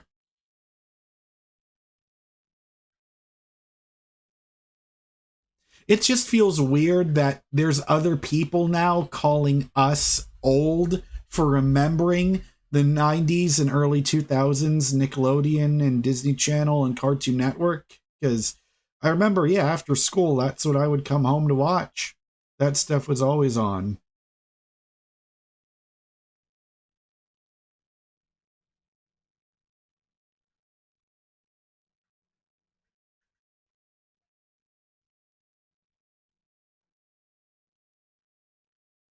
Because it's so funny. Like, there's this one video that Vsauce made called Did People Used to Look Older? And he had this theory that you never feel old. It's just that time, I'm gonna fuck it up, but he said time just keeps moving forward, and yet you just feel the same way as you always were. But it's sort of like he uses this analogy where if you were in like a freshman in high school, but the seniors, they seem so much older to you, like they feel like real adults to you, even though you were only what, like 14 or 15, but they were 18. And so they felt significantly older. But then when we became seniors, it's like we didn't feel like we're as old as they were. We just still felt like me. You still feel like yourself. So that's why I started to realize it's really silly that, comparing yourself with ages and all this stuff. Like you are who you are, and you don't judge yourself. Everybody is on their own path. Oh, everybody's got to know Beavis and Butthead. Oh, yeah, yeah. Beavis and Butthead, I mean, they were the OGs. Like, there would be no South Park, there would be no Family Guy if there was no Beavis and Butthead.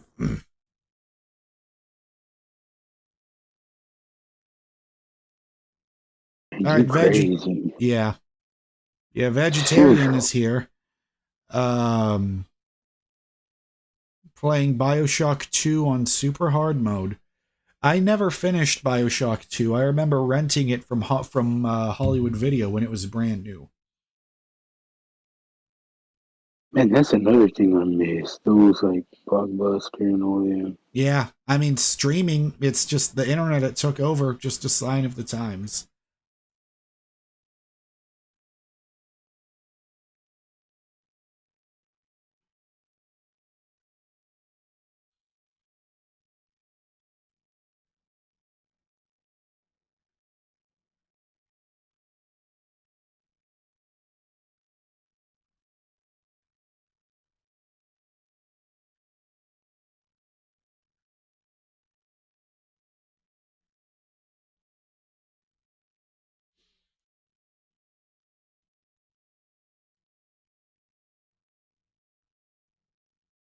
Samantha, welcome to the live stream.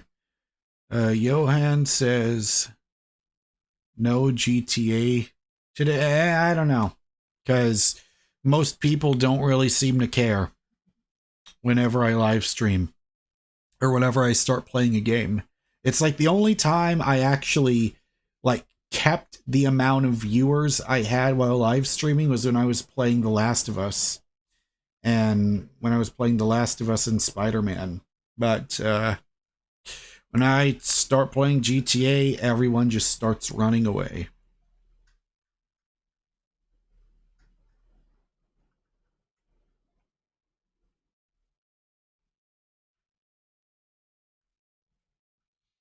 Sid Arth says you should play 2K. Well, because I don't have my PS5 right now, because the PS5 is still in the pawn shop, the only thing I've got in here is the only game that, you know, that is low, uh, that is older, that's not resource intensive, is GTA 4. But when I played that, people just weren't. It's, I'm just, I don't know. It's like I'm just kind of feeling burnt out with it. Well, No, not really. huh? Not really. Streaming, Samantha said streaming sounds hard, to be honest. I wish it could be more helpful to the offer. Well, not really. Like, if as long as you know basic, like just basic, like software and just basic, like what to do, then you should be okay. Like Sharon, like he don't know much, but he can still stream. Yeah. Well, Marbler, I have 2K24. Like I have it on the PS5 because the PC versions of those 2K games are horrific. But Samantha, I would say streaming is not hard. It's just if you've never done it before, yeah, it's difficult, but it gets easier each time you do it.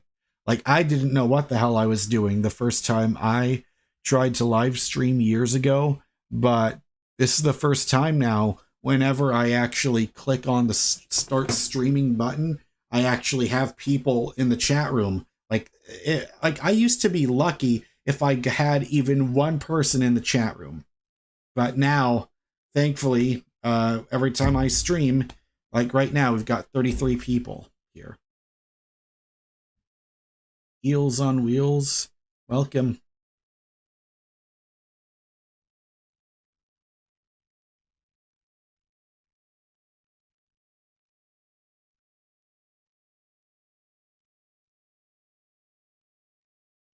Exactly, Siddharth. Yeah, adults should not get their game banned because kids are dumb, but really, it's not the kids being dumb, it's the parents being dumb. Yeah, that's true. Like if you're a responsible parent, you would take the action to control your kids. You know what I mean? Right, Like you're absolutely. good. Like be a parent. Like you put kids in the world to act like an adult. Exactly.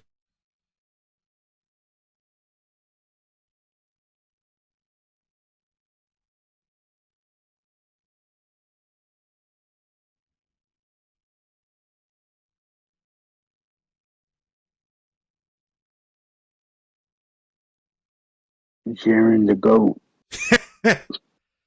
uh,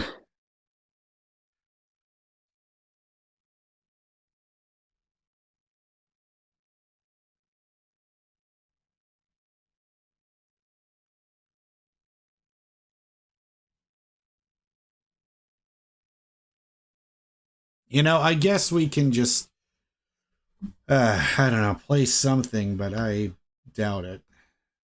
Let me see.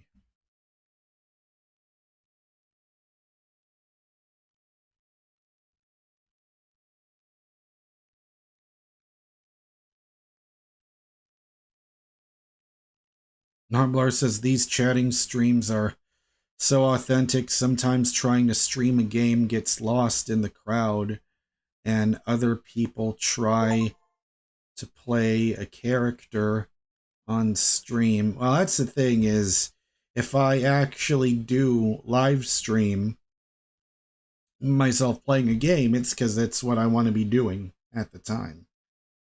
Just right now, I just don't really feel like it. But No, I sound like an African American, but I'm not. If you watch my previous videos with Jared, you can honestly see me in the streams.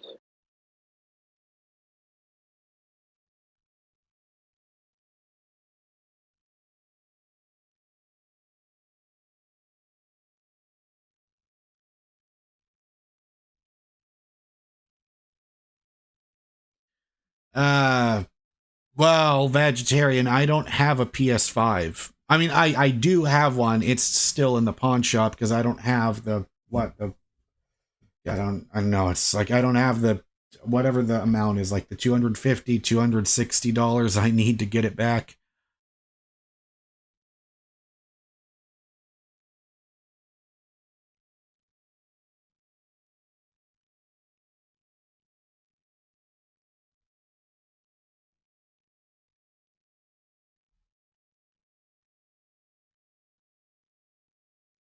Yeah, like the only game that I would feel upset if I didn't play it when and it's brand new is 1943 Rise of Hydra, but because it's not out yet, I got nothing to worry about right now.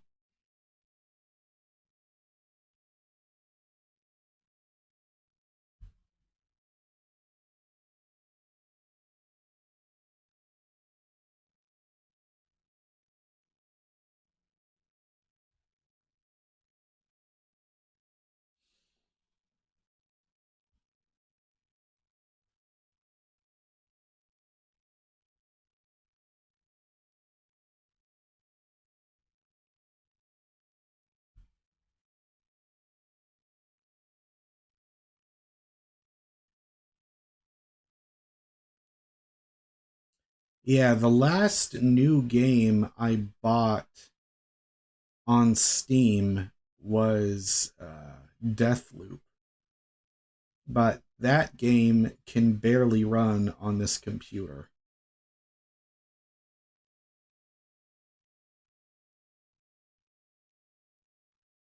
What game? Deathloop. That's from the same from Arcane, the Is same it? people that made Dishonored.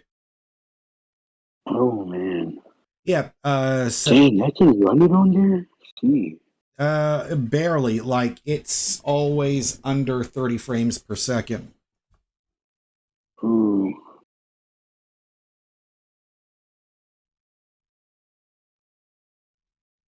No, I never got into Five Nights at Freddy's. It's just it does not appeal to me at all. I don't know. I don't like it that much either. Like it's just a basic. It's really not a lot to do in that game, and it's just over and over the same thing.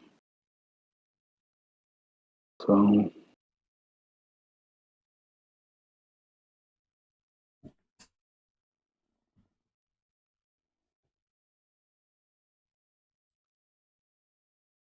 I was really good at Hitman, the game with Agent 47. Like I played that for 47 hours. That's what it told me because the thing that's cool about it is you get to do those missions because they release them episodically. So each episode would be a new map, and each map just seems to be so much bigger than the last one, and there's so many different ways of tackling it. I don't think I have the patience for it now, but when it was brand new in 2015, like I guess that was the reboot because they made three of them. There was Hitman, there was the second one, and then there was the Hitman trilogy. Yeah, because it was 2015 or 2016. The second one was 2019, and the third one, I don't know when the third one was, but yeah, I remember like trying to play through those over and over again, making sure to get everything right. Like I remember one mission you could take out the target. You know, you could do it the way Agent 47 would, where he would just use the piano wire, or you could always um you know, infiltrate, use a disguise. I remember poisoning his food during one level, like the same way. So it's like you get to relearn the map, and it's weird. Those Hitman games were the first time I had fun trying the same level over and over again, because I don't know, it invites experimentation.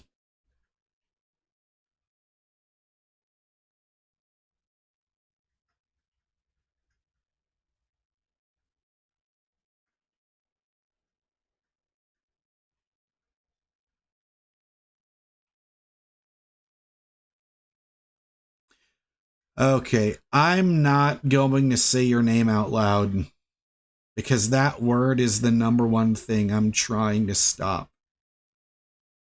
I that's the last thing I want to say out loud, because that word gets a shit ton of people to watch my videos, and that word, I refuse to say it out loud, because that's not what this channel's about.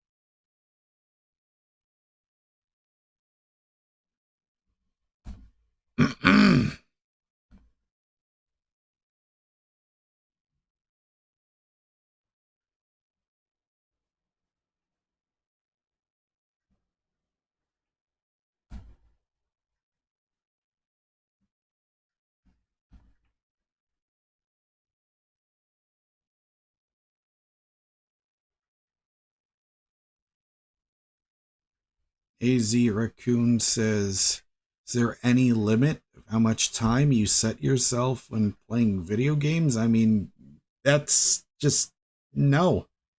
Like, I know when it's time to stop.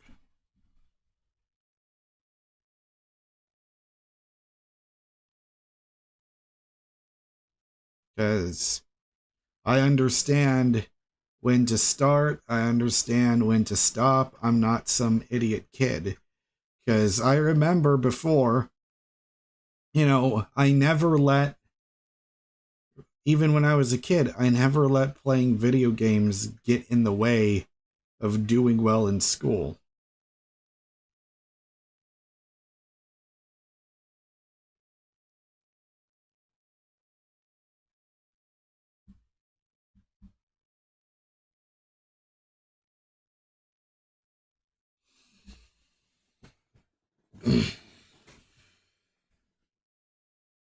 Wait, are you still there, Mo?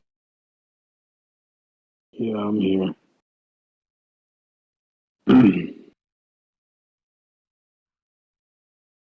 Yeah, I agree. Gaming addiction is real, but it's all Yeah. about self control. Yeah.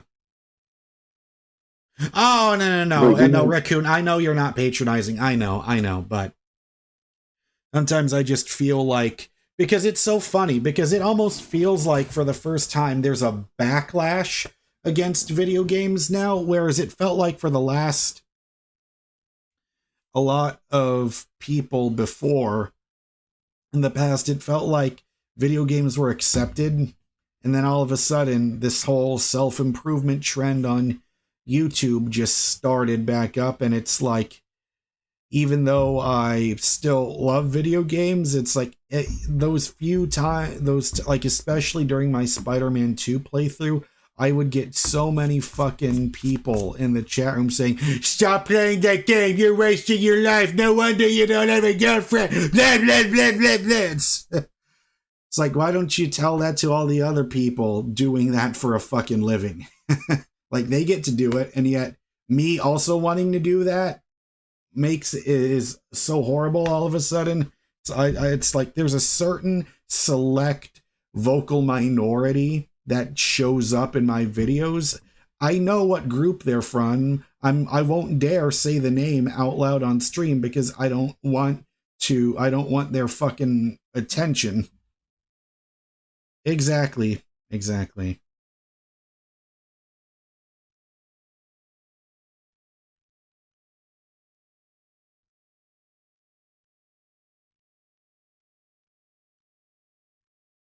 Now, anyways, what can I come up with here? I'm just looking at my Steam library right now, and I don't even have a ton of room on my hard drives or my SSDs. Dang, you barely got any games on there. Like, how big is a hard drive on there?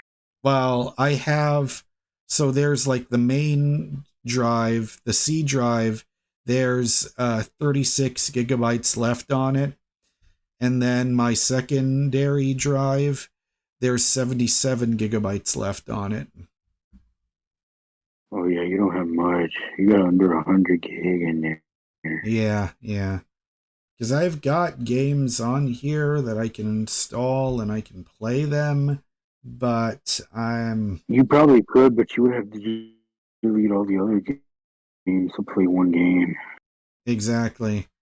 Yeah, Samantha, I miss those days before.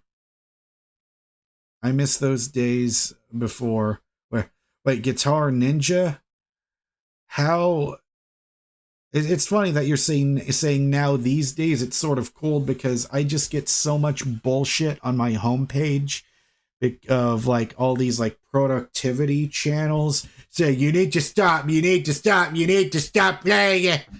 It's like, oh god, it starts to almost sound like a goddamn cult at one point.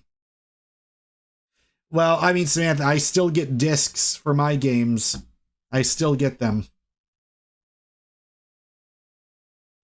Yeah, I Yeah, do too. If I can get exactly. a disc, I'll get a disc. Exactly. Yeah, I really don't understand why That's people my have. like.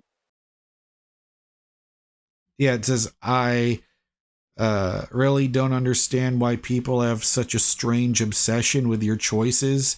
Maybe they should pay more attention to their own actions, possibly. Yeah, well, if only people were, had enough common sense to do that, but that's very highly unlikely.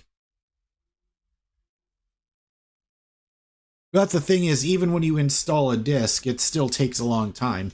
It's not like, the GameCube or PS2 or PS1 even, when all you did was you put the disc inside, you pressed power, and the damn thing just starts. There's no menus, no fucking day one patches. You just sit down and enjoy it.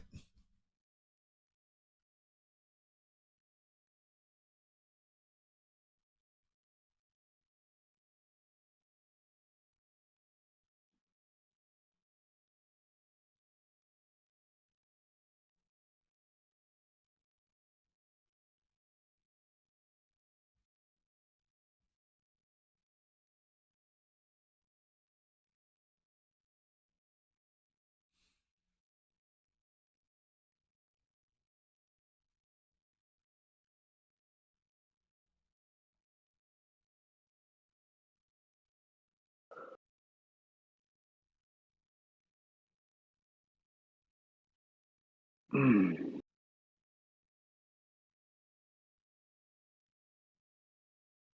Yeah, like I have so many things in here, but I'm just, I don't know. It's like, whenever I look at this, it makes me feel exhausted before I even start.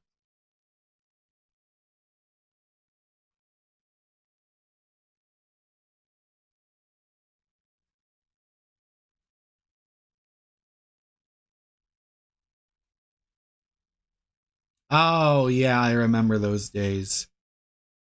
Yeah, Raccoon says around 1998, someone at school thought my PS1 disc was broken because it was black. But yeah, I never owned a PS1, so it wasn't until recently when I found out that the discs are actually black. It's a neat thing. I never knew about that before.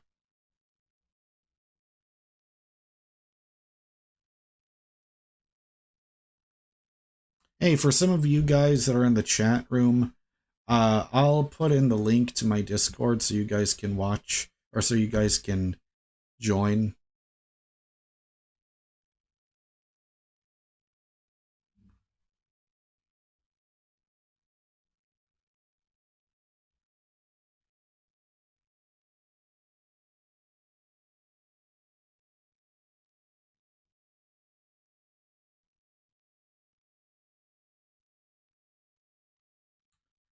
Let's see, go copy link. Yeah, so yeah, Samantha, Raccoon, Guitar Ninja, you guys can join that.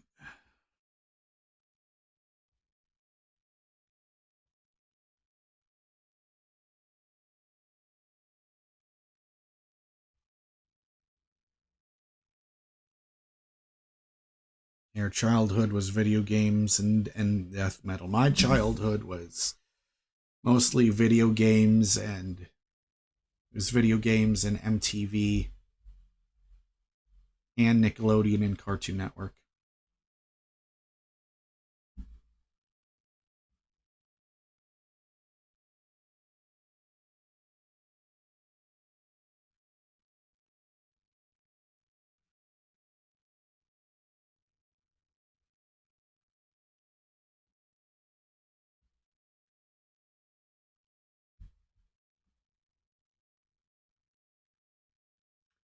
All right.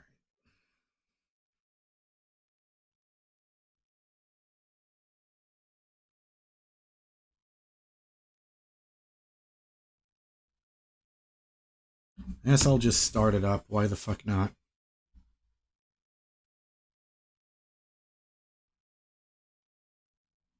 But let me mute my desktop audio. So let's see here.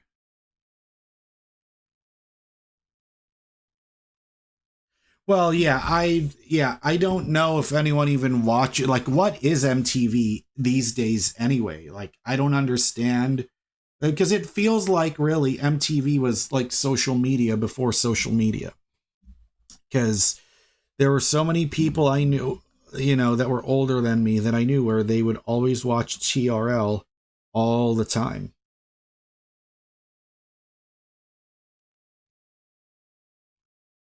Yeah.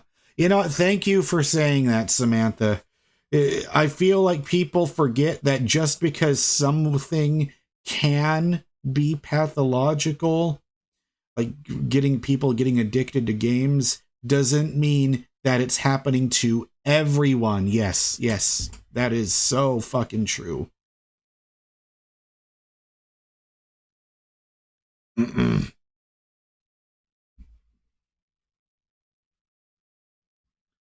Yeah, Joseph, I made the title what it is because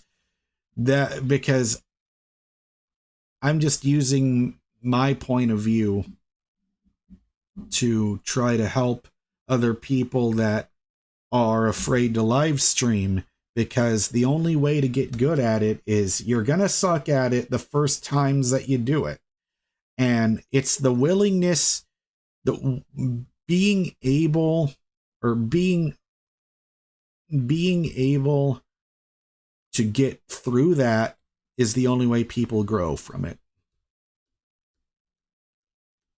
because I spent a long time, I wasted so much time before thinking,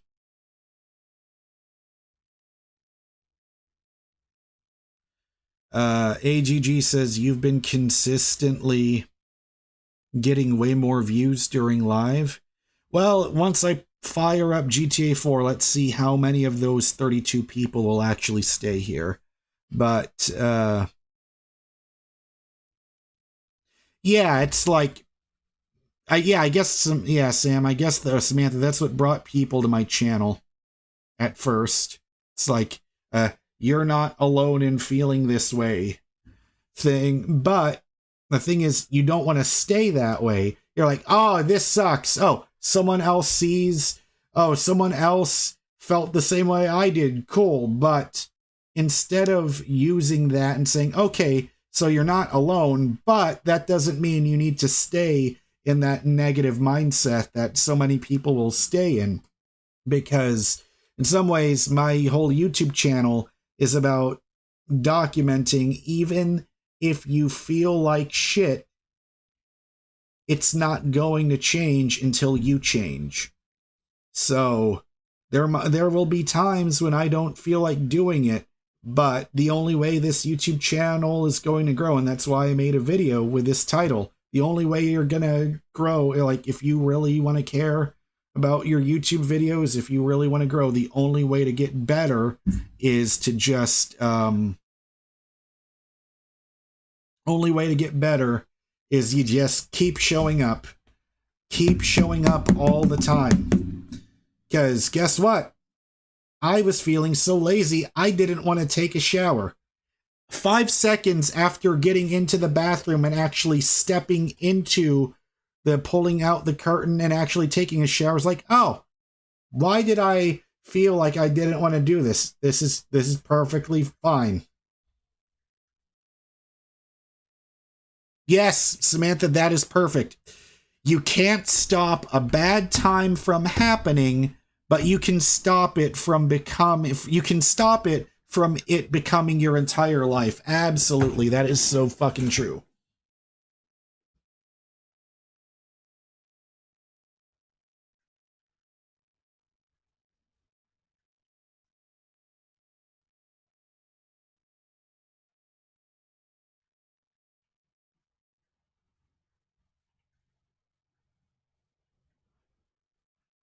Yeah.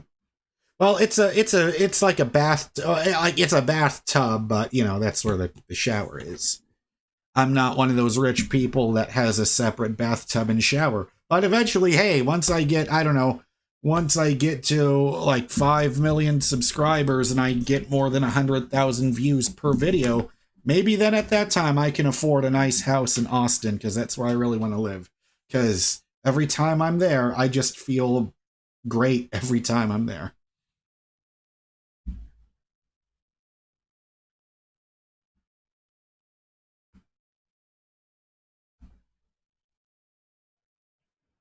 Well, Ruth, I'm just glad that you are someone that got to live through all my favorite bands when they were brand new are here.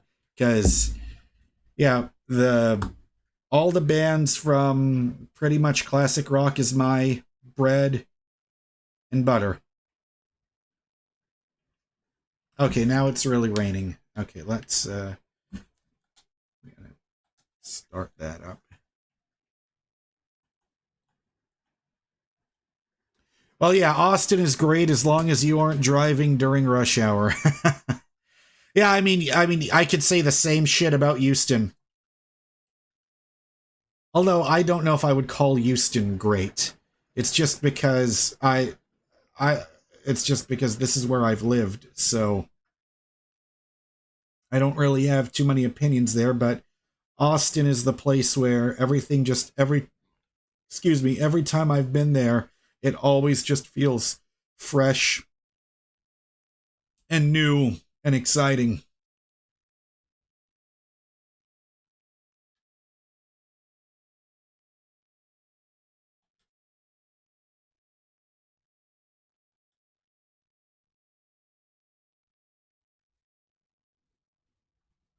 Okay, I almost forgot to switch it over. Let me see here. If I switch it over here, will you see? Oh, yeah, okay. You can almost see it. Yeah.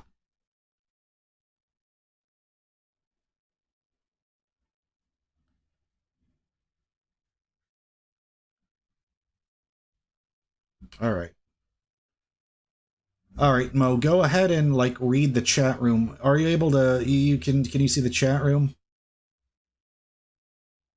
Oh, okay. Yeah, cuz that way I can just focus on playing here. If the viewer count drops dramatically, like if there's only like 10 people left, then I'll stop playing, but for now, cuz some people are requesting it, we're going to come back to GTA 4. I don't know how long we'll play it for. Maybe just one mission, but for now, let's just go over here.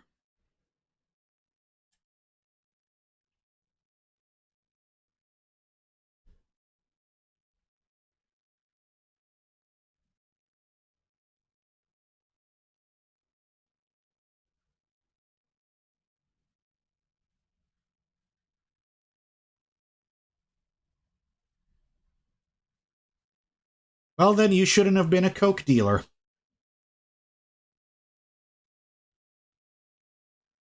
Oh, wait, oh shit, I just realized the game is on mute. God damn it.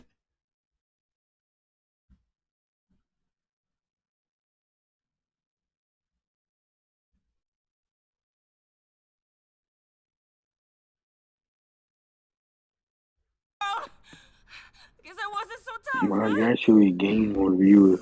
Can you imagine that? Jorge turned state? Everyone's a rat! Not me. Whatever.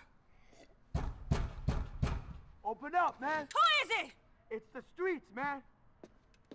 Okay, hold on.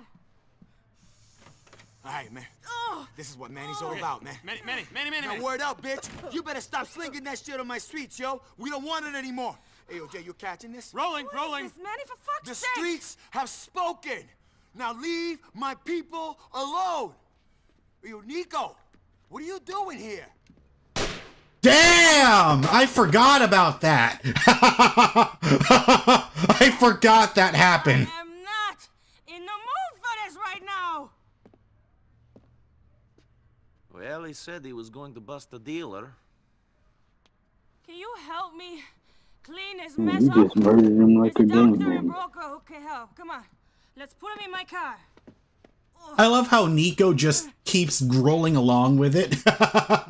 Like, that's the thing about most like GTA characters, is they will help anyone. Like, they say, hey, can you come help me with this? No matter how evil the mission is, they just do it. Now this looks like a Cadillac Eldorado. Not funny.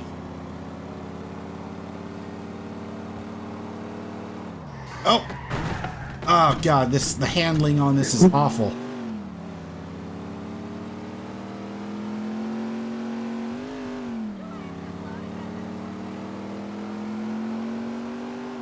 All right.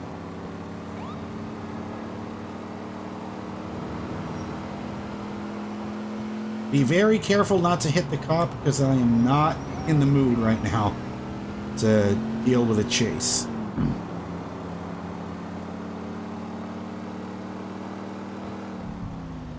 Damn, that car looks sick. Now, cool thing here is, remember those days when you had to use coins to pay at the toll road before there was Easy Tag? I remember those days.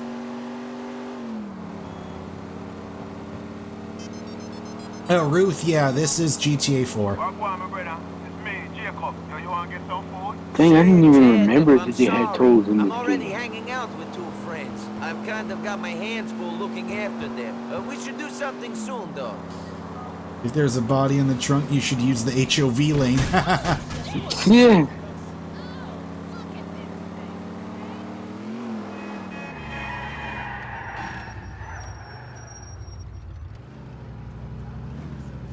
Wow, you actually got 33 viewers. We're at 31 right now. My chat is seeing 33. Yeah, it's pretty Next funny. time, Oh, stay out of my way. God, I hate... Man, can you imagine backing this thing up in real life? What a pain in the ass this would be. I've got some bodies in here. Raccoon says, I'm glad I never had to use a toll road. You're luck. Consider yourself lucky. You don't live in Houston. Natural causes? Yup. Of course. Seems like a bullet in the head is as natural as it gets in this town. They weren't sick, were they? No? Had a few problems with sick bodies. No one wants a liver if it's riddled with tumors, huh? Know what I mean? No. Shit. Looks like the bullet went right through this one's eye. And the price of eyes is through the roof at the moment. Fine.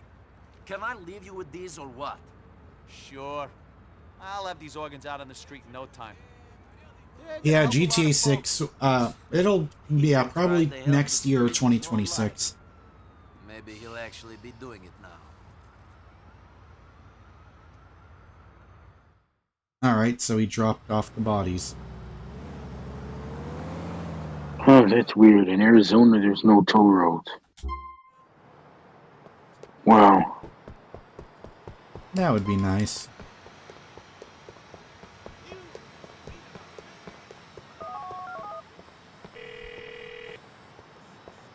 The doctor has that stuff. Good. One less thing to bother me. The heat is closing in, Nico. This particular party is ending. Fuck.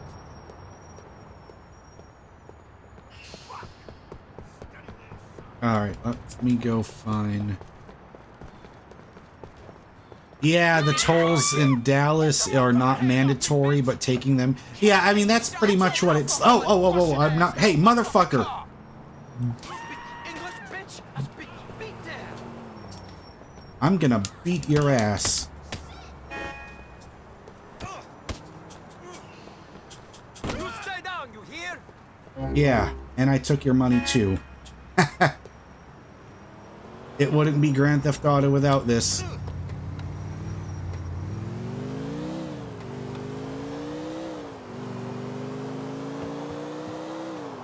Alright.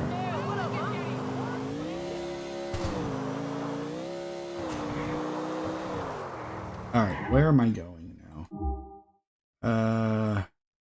Okay, there's no missions in this area. But there's an unknown contact over here.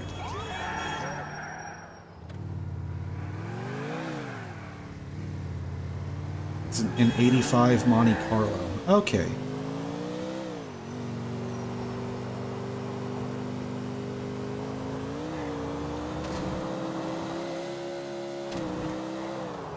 Fuck this.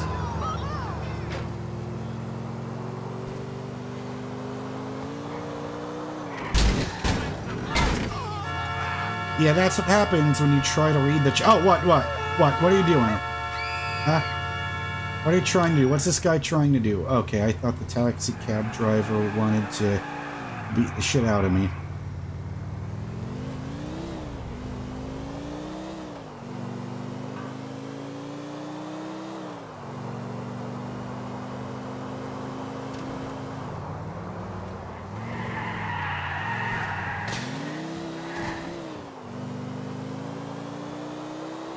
Oh look, there's a random character.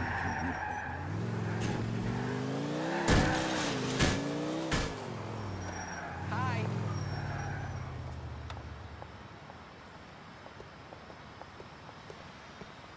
Facts are... Alright. Hey, man! Remember me? Sure, the crack-smoking American dream. I'm clean, man. What a ride. Yeah, you look good. I feel good. Good. I sank as far as a man can sink. When you're given blowjobs at $10 a pop, Jesus. you can score your next rock. And I have an Ivy League education. Jesus, what a disgrace. But I'm over that now. I'm engaged. Hey, congratulations. Hey, I owe you, man. I mean, I was a dick, but I'm making up for it. I was a loud-mouthed dick, and I apologize. Loudmouth Dick, that seems to represent about 90% of the internet comments. Make things right. Would you come with me? I hate to ask, but I'm afraid the temptation might get to me. Please. Sure. Awesome. We need a ride.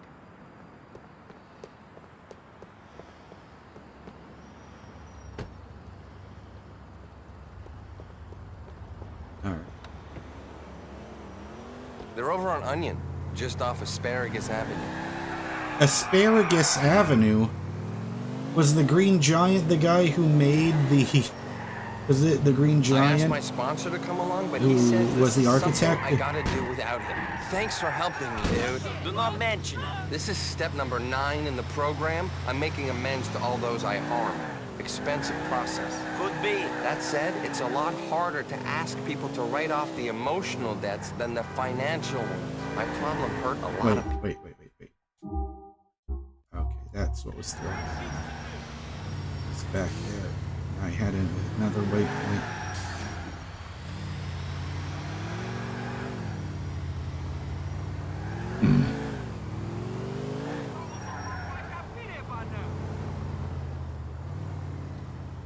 I mean, Ruth, your son's username is Joseph Do you Stalin. mind waiting here? Like, that is so, like, the fact that people try to pretend to be people in history is just, You forgot about interest. why? Bitch.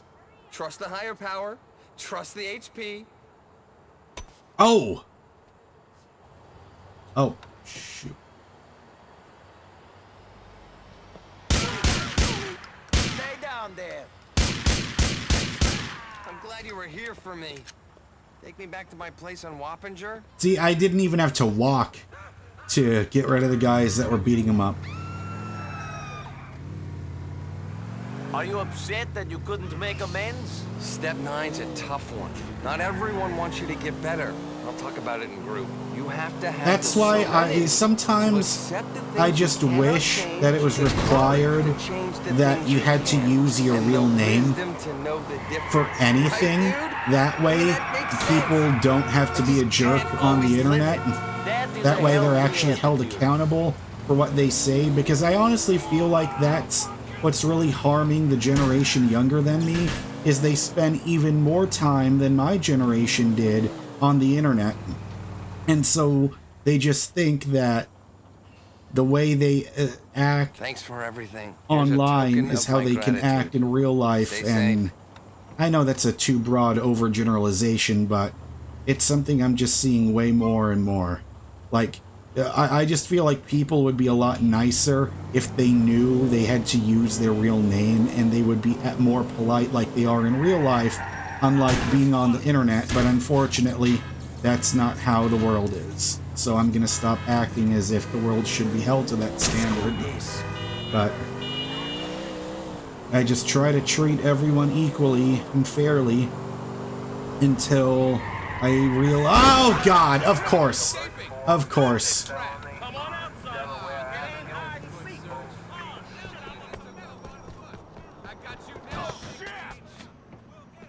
You tired of living? Keep me covered! It wouldn't be GTA without this happening. Well, Samantha, you're one of the rare ones that you use your actual real name.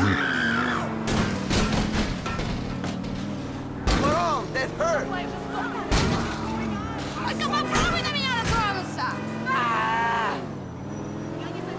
And they're already away from me.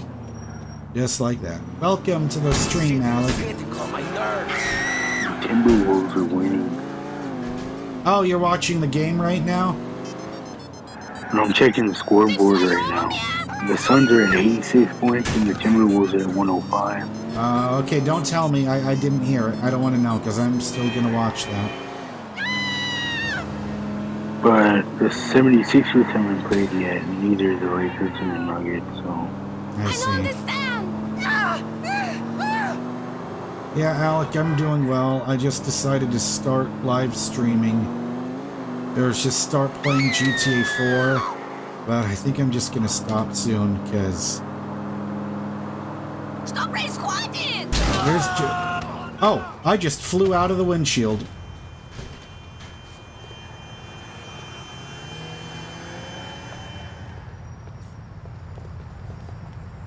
Do not make me get out of this car! He's making me going down. Ha ha. ID papers, please. Well, what do we have here? It's the first time I've actually seen the cops stop someone whenever I would get beat up. Like, I've never even seen that in GTA 5.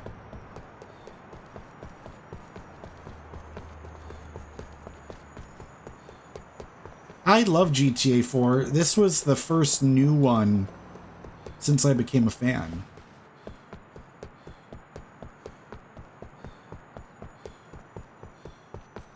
I loved LA Noire. LA Noire was my game of the year in 2011. Like, there just hasn't been a game like that before or since. I wish they would make a sequel. I would love to have another, like, just a game where you're just a detective and then using, at the time, the detailed graphics to figure out if someone was telling the truth or lying, looking for evidence. Like, that game was so fun because it just felt so different. And, like, I love the 1940s setting. I also loved how you could set the game. You could play it in black and white.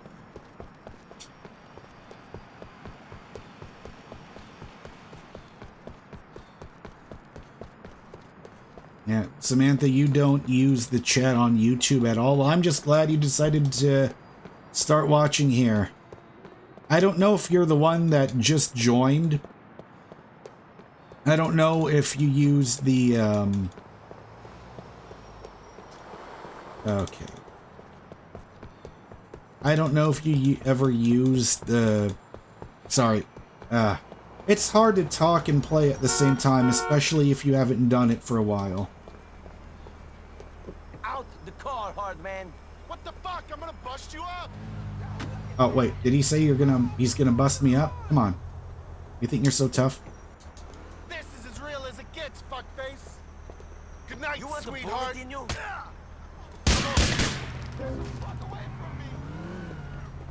Oh, don't forget the money. Are you inbred or just stupid?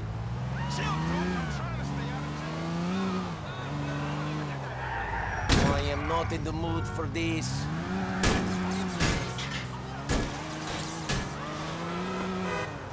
Alright, I see a ramp. Oh, come on. Of course there's gonna be fucking traffic blocking it. Come on, get out of the way. Alright, here we go. Alright, try this one more time. Oh, I'm not going fast enough.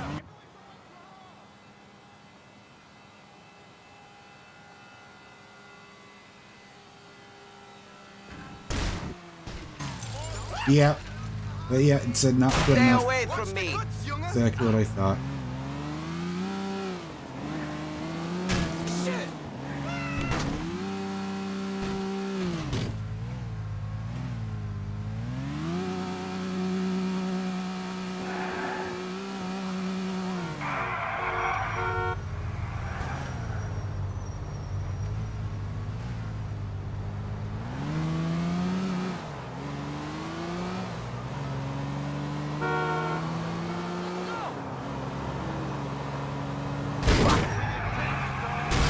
Oh wow, you need to get hundreds of millions of dollars to get the Godfather rank in Vice City. Interesting.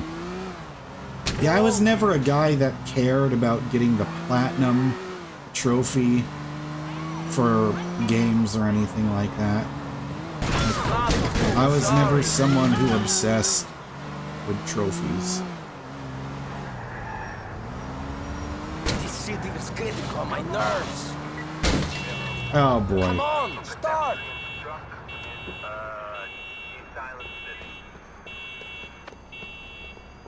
You, out of there, come on.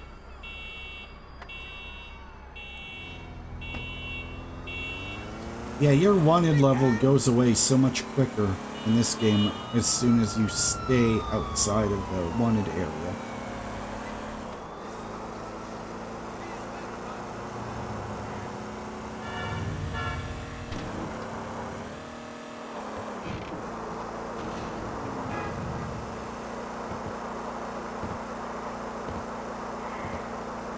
Yeah, I'm just really curious how GTA 6 is going to turn out. I'm just really excited for that.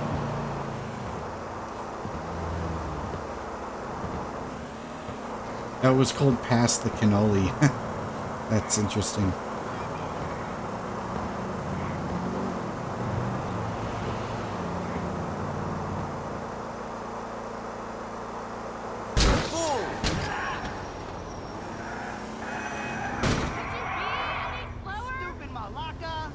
Okay, I need to go and save the game.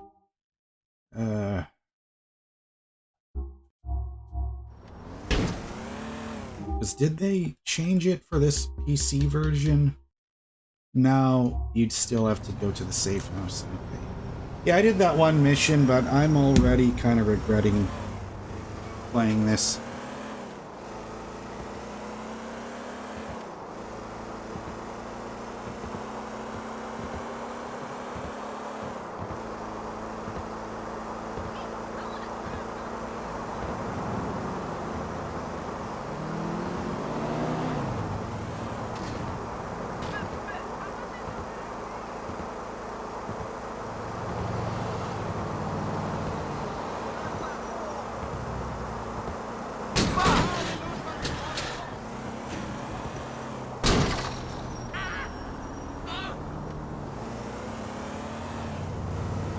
Yeah. What's happening? Like, Exactly, Ruth.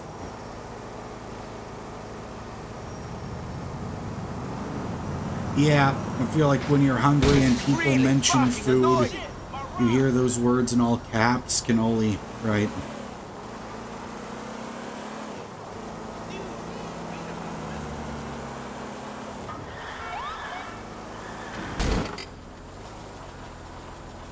Yeah, driving all these boxy cars with the way that the realistic driving physics in this,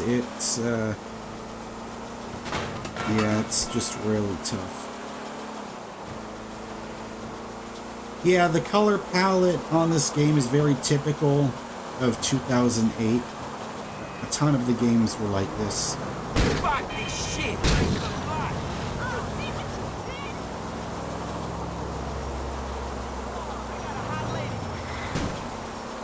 An elderly Tommy Vercetti in GTA 6 would be fascinating, but I don't know.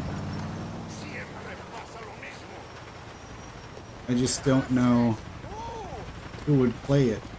I mean, I don't know who would voice him, because Ray Liotta is no longer with us.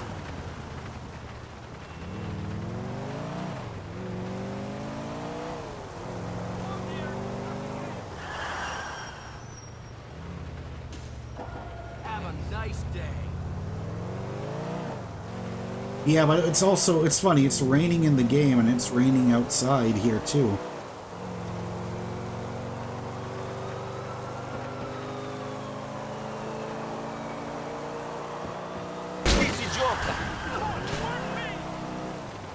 Yeah.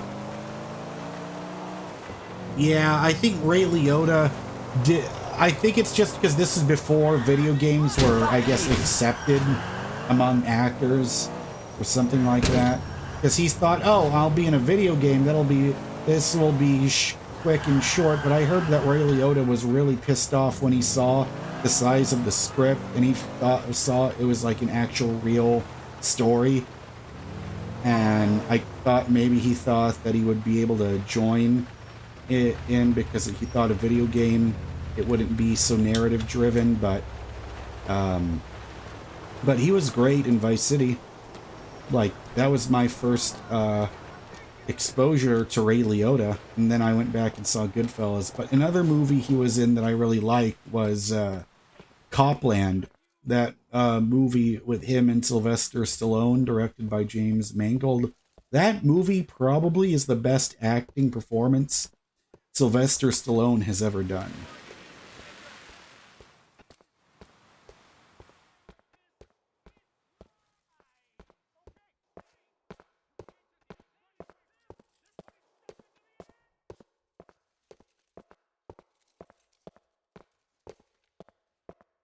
Yeah, it feels like the only good relationships that Rockstar has with their actors is Red Dead Redemption and GTA 5.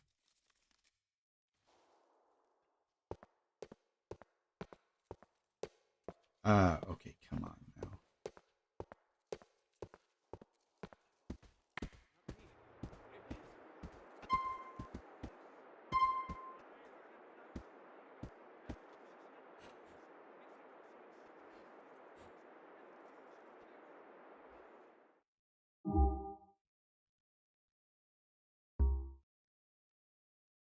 Yeah, that's why I'm just really glad that Rockstar uses mostly unknown actors now for their games. But the crazy thing that I found out was Ned Luke, the guy that does the voice of, that plays Michael in GTA 5, he was in the running for the same role that Patrick Swayze had in The Outsiders. So, could you imagine like like if Ned Luke still ended up being in GTA 5 but he became like a gigantic star in the 80s? That's pretty fascinating to me. That it was down to Patrick Swayze or Ned Luke for whatever character Patrick Swayze ended up playing in The Outsiders.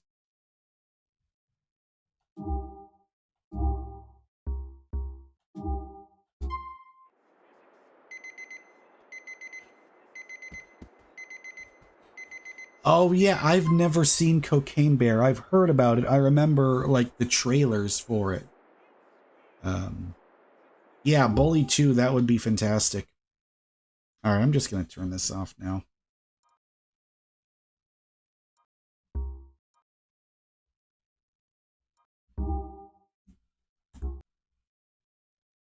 Alright.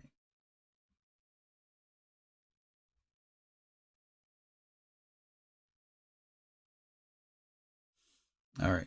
Broski, the Bull, welcome.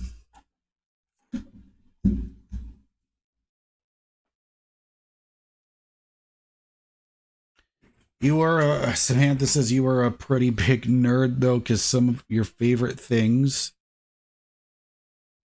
were going to class and seeing that you passed. I see.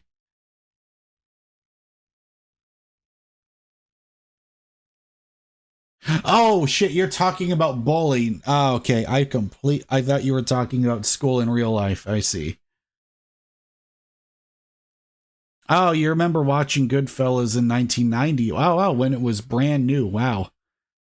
Can't imagine. I've never gotten to see a Martin Scorsese movie in theaters. I would love to one day. Because I only saw, like, I don't know why I...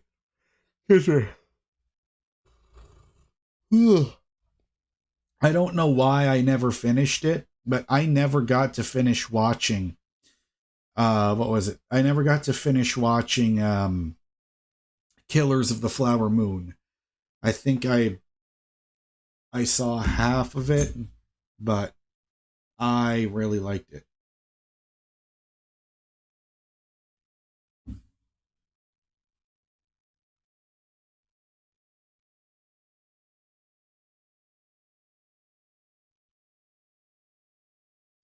You know, I never played Bully from Rockstar. Like, I remember when it came out, but I've never actually played it.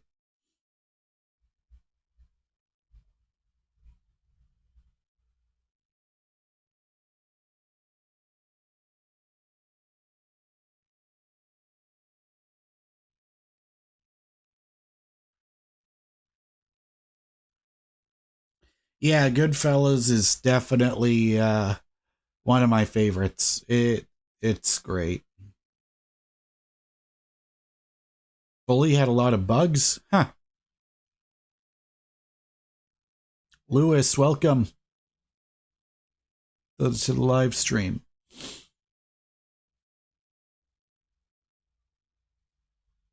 Okay. Yeah, I don't know if I think I might have gotten Bully on Steam for sale, but I don't know. It just feels strange these days.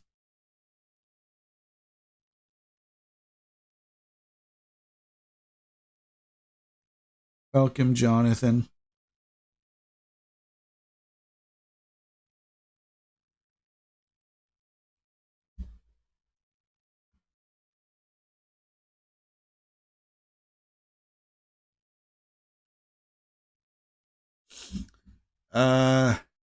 Oh, wait, Samantha, is your username on Discord, is that Global Sam? Oh, that's so funny. That's a good pun.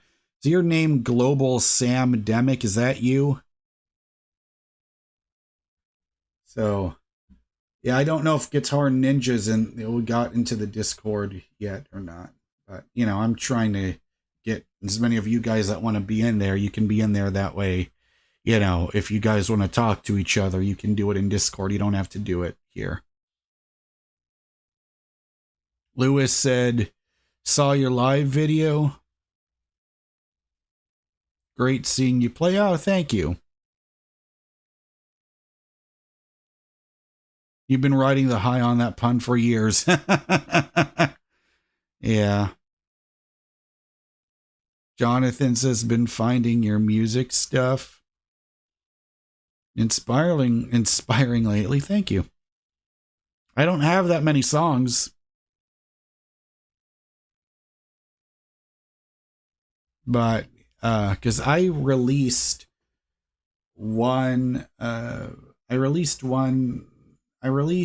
two EPs. That's what I've got. Of course, I have.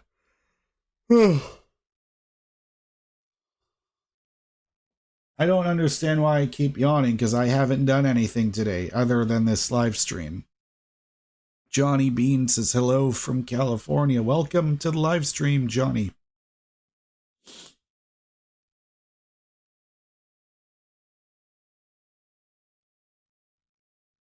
It's 16:20.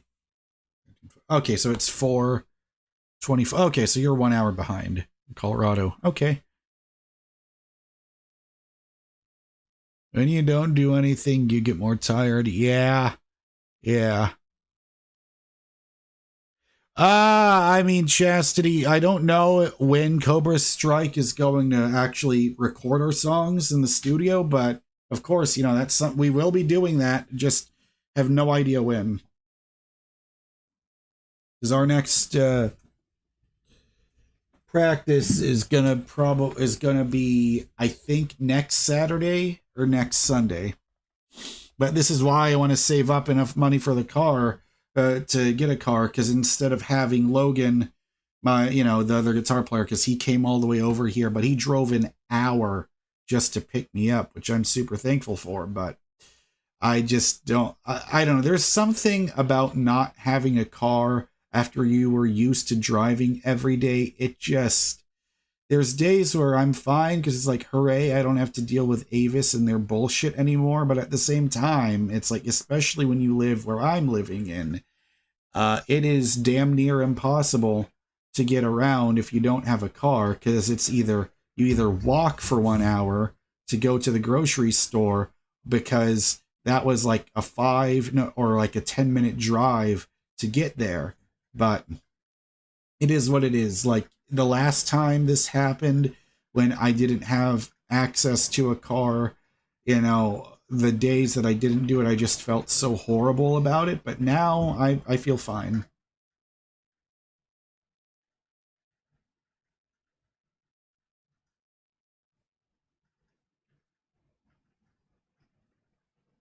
Exactly, Samantha. Yeah, I can't imagine living anywhere in Texas without a car. Yep. Well, that's my world right now, unfortunately, because I was renting a car with Avis because my previous car, the engine died. So I was driving a rental car for Uber, and I was paying every single week for it. But then Avis continued to charge me all these stupid extra fees with no explanation for them. And then I would get an email receipt 2 days later, but then it would just be so damn aggravating when you wake up and you find out your bank account is negative $100 and it's just a charge there from Avis, and I have overdrafting turned off, and yet they're still able to charge my damn bank account. That's why I like the bank I'm with, because I'm able to open up new accounts to avoid the bullshit from Avis.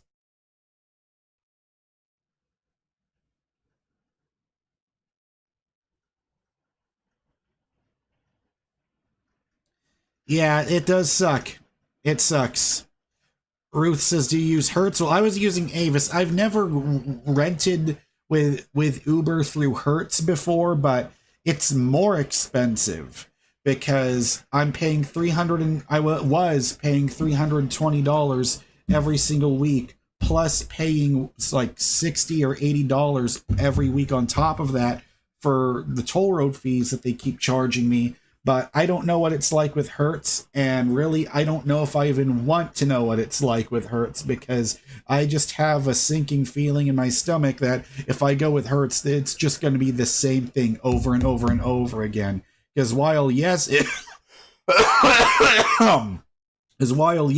sucks, I don't have a car.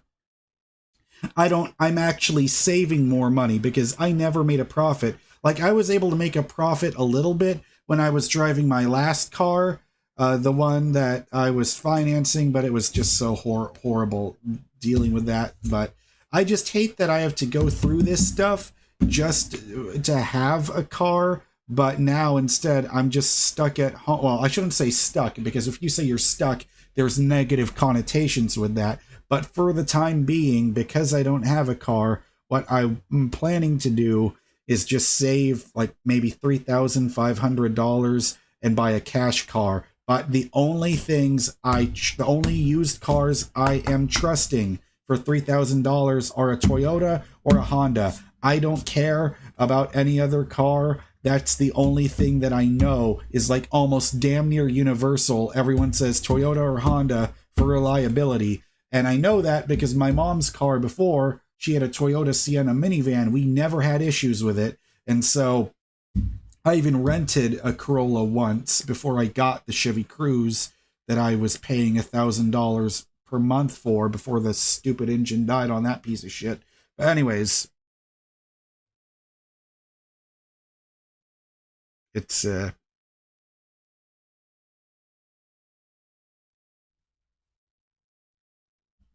yeah. Because I heard the best used cars that you can buy for $3,000, other than finding a Corolla or a Camry or a Civic or an Accord, is to get a, if you could find them, like the old like Ford Crown Victoria that cops and taxis would use. I heard those things are damn near bulletproof, but they have a V8 engine, so they use a lot of gas. But if I had the money for it and I found one guaranteed working, then I would go and get it. But I would really just rather just make myself wait until I can find a Corolla or Camry for $3,000. Because with those, even if there's something wrong with them, you know you could find the parts for it relatively cheaply. Yeah, a Cruze is oh, no fucking shit. Holy balls. Samantha, you have a Chevy Cruze. Wow, because the Chevy Cruze I had, it was breaking down every couple of months. Like the first few times, like I had to replace damn near everything on it while still paying $1,000 per month for it with that horrendous dealership.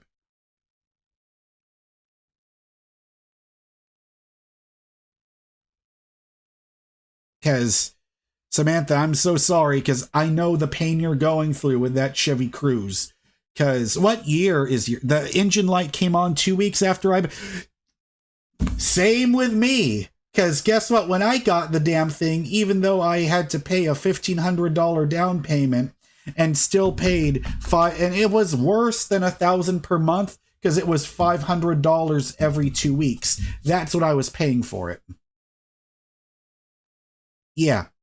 I had to fix the air intake, replace the air intake manifold in the engine, and because it's a small car and the tires were so small, I had to constantly get it, like go to Tire Link, which is, if you're in the Houston area, by the way, of course they're not sponsored, but Tire Link, so much better to deal with than Discount Tire. I think they only have like 3 locations in the Houston area, but that place is great.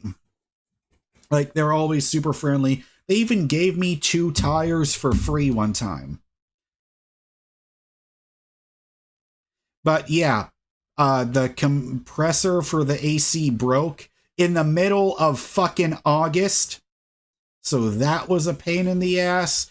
Like, I had to replace all these things, but it was at the same buy here, pay here dealership that I got my Cruise from. Because they said, well, when we repair cars here, we only charge for parts and not for labor. But they just kept adding the same low quality parts all the time. So while they make you think you're getting a good deal because you only paid $300 for a new air intake manifold, or you paid $300 for a compressor, or you paid $200 for a new water pump. And I had to change the water pump 4 times because it would keep breaking and it would make the engine continue to overheat. It's just, yeah. Yes, exactly, Sam. That's how they got me. So, yeah, I never, because after the engine died, like, that place continued to, like, email me and say, it is critical that you give us a call for your remaining payment. It's like, bitch, the car already fucking died. You already got a tow truck to take it back to see if it could be repaired. So I just left it alone. And then because I had $2,000 remaining on that when the engine died, and they had the fucking nerve to try to collect the $2,000. It's like, that was like, I already knew I was in an abusive relationship with that fucking dealership, but because they would make me feel like I was crazy for wanting to complain about paying $1,000, but they just said, oh, well, that's the contract. But yeah. Ruth says, originally I was only going to talk about the issues surrounding my son and then leave, but instead I'm going to stay because you're an interesting and nice guy to be around. Thank you, Ruth. I appreciate it. Lewis says, are you good at drawing or painting? No, I'm not. The only creative thing I've got about me is just playing music. But, because I feel like after I get a car, because getting a car is priority number 1, as far as purchases go, but eventually I want to replace this cheap plastic audio interface that I use to record my guitar with, because even just listening to it, even just listening to YouTube videos with this thing, it is so bad, it just keeps crackling, and that's what you get when you pay $50 instead of the 100 something that most of these competitors cost. So, like a Focusrite Scarlett or something like that, something equivalent to that. That's what I would want to get. That way I could actually use my Sennheiser microphone, this one. That way I can use this, because I hate using this because it doesn't register on OBS every time I use it. I've seen so many people complain with the same issues. Being gaslit over the gas guzzler. Yeah, that's pretty much exactly what they were doing to me. Yeah, Rattlehead says, this one garage I took my car to one time tried to charge me $2,000 for the engine trouble. They told me there was something wrong with the flywheel, but when I took it to another garage, they said there was nothing wrong with the flywheel. Yeah, that's the thing. That's what pisses me off, is that they take advantage of people that don't know anything. And me, I barely know anything about cars. I know I'm starting to learn a little tiny bit, because now that I haven't had a car, I've almost gotten obsessed with watching other people fix cars. Like, there was a guy that bought a 1996 Honda Civic for $300 and then replaced everything, fixed it up. and I think he only, I don't know the exact dollar amount he spent on it, but there was something majorly wrong with the engine, so he bought another used Civic from that same generation from like 1996 or 97, and and it was one that was damaged in an accident. The owner was selling that one for parts, but the engine still worked. So we took the engine out of that one and put it in the one for $300, and then everything was working. And now it's like you couldn't even tell that that car was previously unable to start. All right. Yeah. Yeah. Oh, Samantha says finally dinner time. I'll see you guys later. Thanks for watching the stream, Samantha. Yeah. So, yeah, Mo says you have a trusted mechanic that knows your family, so they give you deals. Okay. The other garage only charged $300. Wow, that's great. That's great. It's like as soon as you find like a locally owned, like a local shop or repair shop with a good mechanic that you can trust, that's amazing. But that's also why I want to get a Toyota, because like they made millions, sold millions of Camrys and Corollas. You'll be able to find replacements for them in no time. Because you can't say that about every Toyota. There was a guy I saw that had a Toyota Previa from 1996, I think, and I saw him fixing it, and he was having a difficult time finding parts for it because they weren't made anymore, and then the Sienna took over after that. But the Previa, like, I didn't really know much about it, but it was interesting watching the guy repair it because it was a mid-engine car, so the engine was underneath the driver's seat.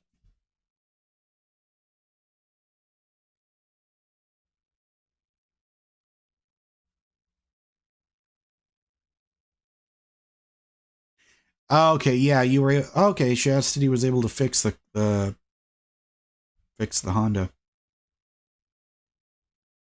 Yes, Luan. Yeah, he bought another one. I don't know if he spent $300 for it. I think maybe he spent $500 getting the one for parts that he took the engine out of and put it in that one. Yeah, it was. Yeah, they were. They were compatible. They were from the same generation.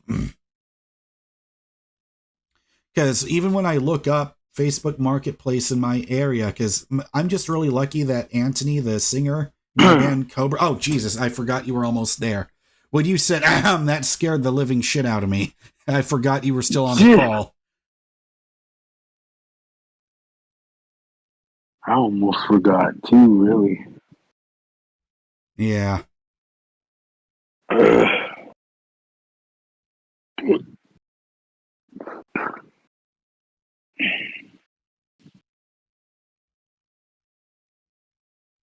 Yeah, but that's the thing. Because of where I live, we don't have like a full driveway, and the driveway is all pebbles. So there, or not pebbles, it's gravel. So there would be no way to actually work on a car, even if I wanted to do it. But I'm just really lucky that my friend, the singer in my band, Anthony, he knows how to repair cars.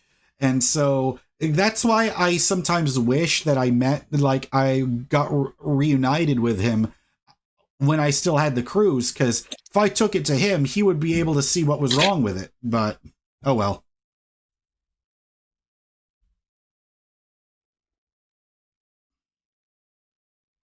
Because he drives a Chevy Camaro.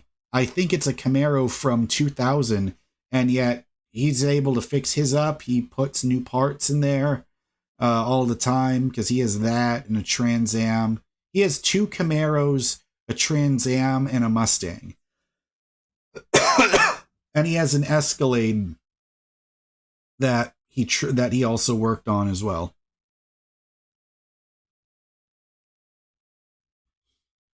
But this is why I continue to live stream as often as I can, because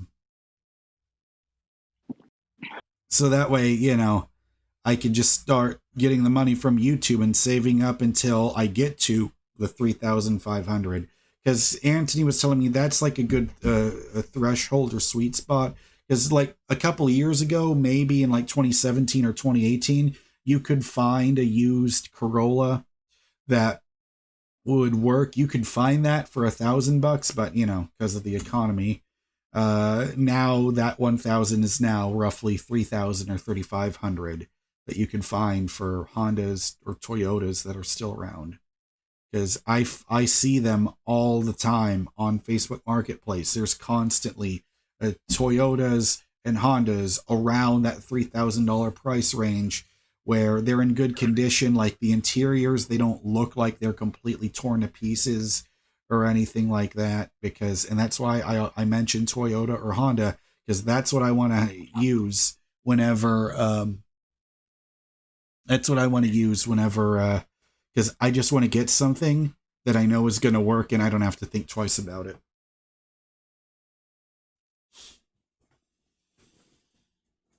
Mo, did you get your car back?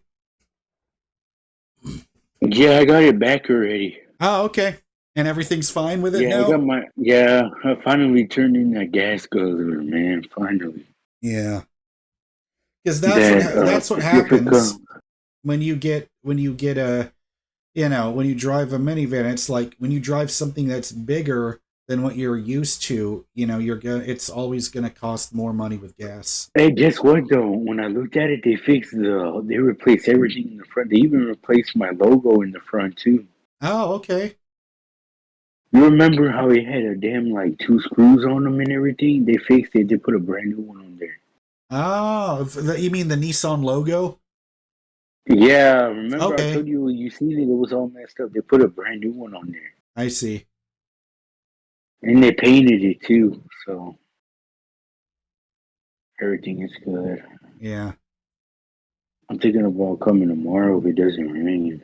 Yeah, because if you come over here tomorrow, you could be here and we could live stream together. Oh yeah, that'd be good.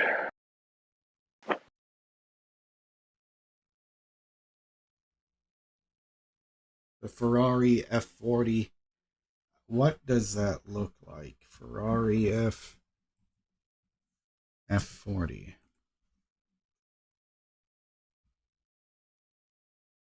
Oh yeah, that definitely looks like a Ferrari. I think this is from the 90s. Man, that car would cost thousands and thousands to buy here. Yeah. No way. Yeah.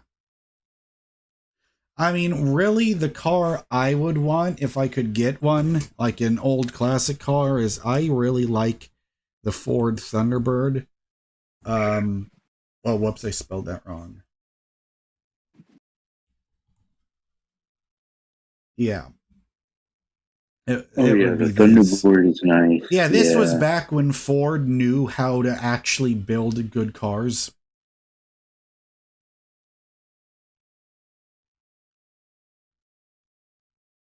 But they also have the Thunderbird. Like, they brought it back in the 2000s for a couple of years. Like, this is what a newer one is, what they look like. I don't know how much these would go on for sale for, but man, that's like that. I would love that. 1956, and I don't know what you would call this color, but like green, like orange and green and purple are my favorite colors. Like I like that, this shade of green. I fuck with this shade of green. I don't know what you would call this. My grandfather would love a 55 Chevy Bel Air. He would go crazy. Oh, the Bel Air? What? Hang on. Yeah. Chevy Bel Air. Oh, yeah. You know what? I think they have these in GTA 5. Or ones that are like inspired by these. Yeah. Yeah, that's one that someone tricks out. Yeah. Yeah, I wish that they would go back to making cars. Like, it just felt like so many cars back then, the 50s, the 60s, they just looked so much cooler. And now, because of all the restrictions that they place on on car on automakers now, they always have to stay to some strict standard, which is why so many cars, nothing really looks completely unique anymore.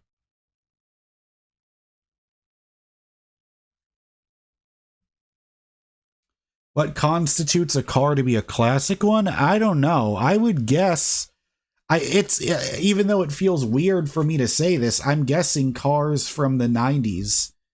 Hell, even the 2000s could be considered classic now. I don't know. I'm the wrong person to ask for that. I'm not a car guy. I don't have the knowledge or money to be a car guy, but you know, if I bought even a car that wasn't working and I could leave it at Anthony's house and it's like him and me together could figure out how to get it running, that would be a cool project. I mean, that could be a cool video series to make. But I don't know. It's just, for me, if I just buy a car, I just want to get something that's going to work. Like 40 years? Yeah. So then if that's from 40 years, what would be... Oh, wow. Oh, yeah, shit, I forgot. The 80s are... I was so used to the 80s being like 30 years old, even though... Because when I first got into Guns N' Roses and Van Halen and Metallica and Motley Crue and Megadeth and Def Leppard, all those bands I love from the 80s, like around 2007, 2008, that was still considered, 20 years ago. And so... yeah, cars from the 80s can be called classics. But even then, I would want to just... Hell, even if I could find like an 80s Toyota Camry, like, they started the modern car, if you think about it. Like, these right here. Like, Mo, could you tell that this is, if you didn't know it, would you be able to tell this is from 1987? Not really. Like, I think that car would look like an early 2000s car. Oh, that's how old can get it. Yeah, but that's how far ahead Toyota was. Like, the 80s. Yeah, exactly. Yeah, like, it's like, but I saw videos and they still look pretty cool. But for me, nothing is more 80s than a station wagon. Like, take a look at that. That was the Camry wagon they used to make. Yeah. Oh, yeah, I know I was born in the wrong decade. Like, there's plenty of times when I think I was born in the wrong decade. Like, I feel like honestly, if Cobra Strike was brand new in the 80s, we probably would get to a major record label deal so much quicker.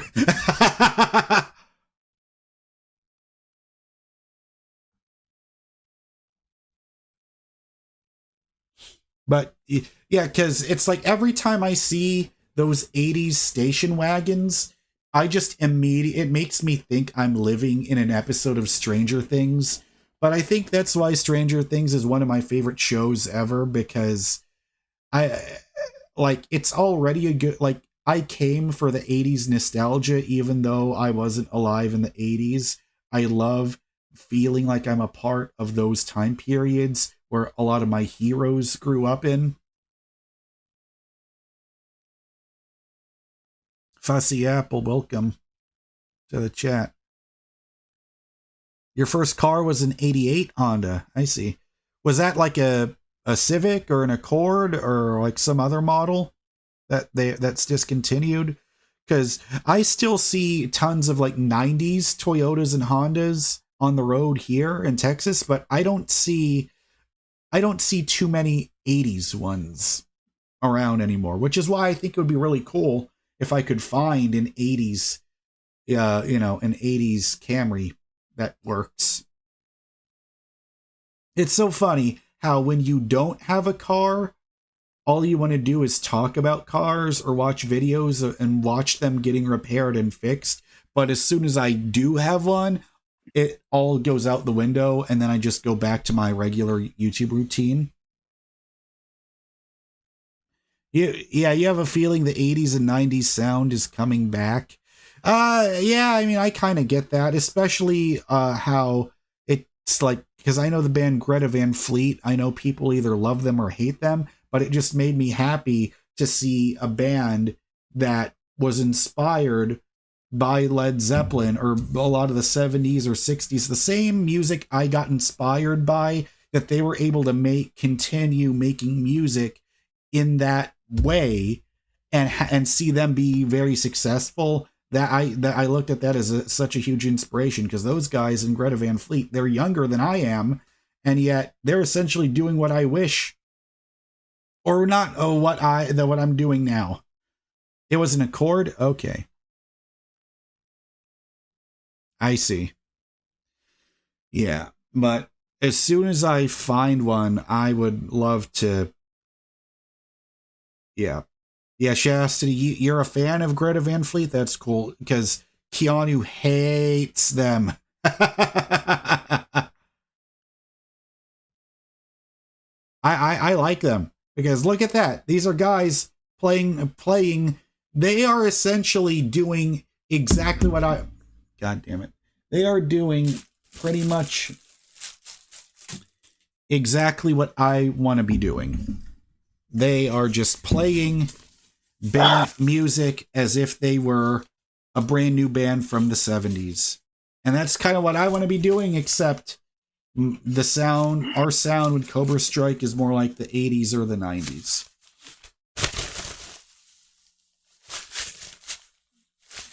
For whatever reason, some saliva came out.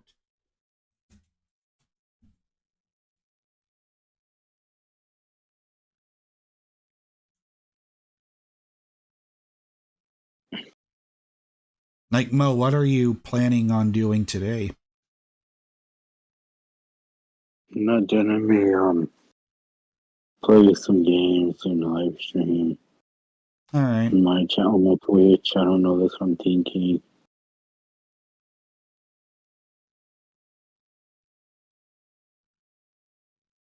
I see.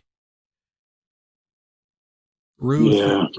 Your first car was a 1985 Ford Scorpio. Okay, let me take a look at what that's like. Hang on. I've never seen a Scorpio. I've never heard of that. Not me either.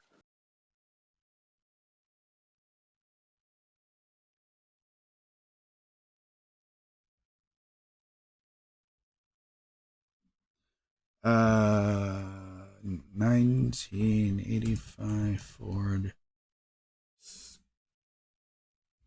Scorpio.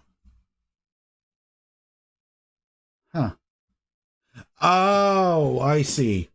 Yeah, it looks like this was the car they made when they realized that Japan is kicking Ford's ass and they needed to come up with something to compete. I see. Yeah, I've never seen these before. But yeah, I could tell, because I remember the Ford Taurus, people were freaking out about those cars because they were rounded, whereas at the time, a lot of the cars were really square. Yeah, this kind of seems like this was their way of trying to compete with the Toyota and Honda.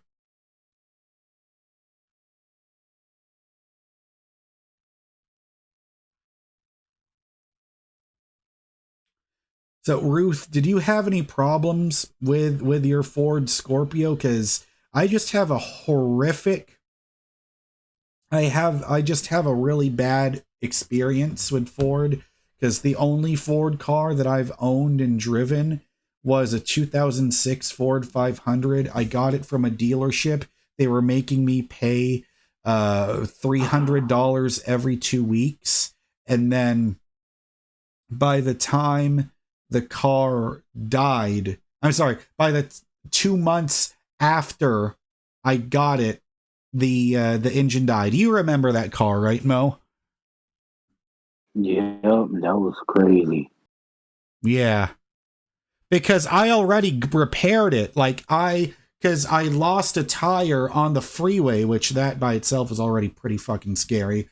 But, you know, there was a tow truck driver that got me out, and then we were able to go to a tire shop and at bare minimum get a replacement on it. But that's how I found out about TireLink.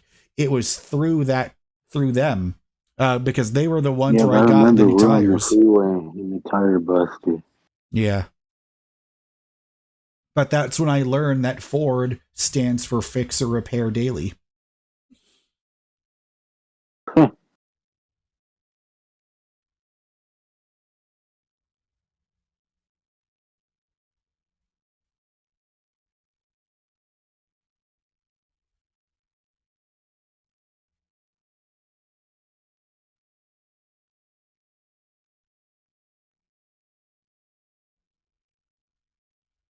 Okay, so it was made from 1985 to 1994. Okay.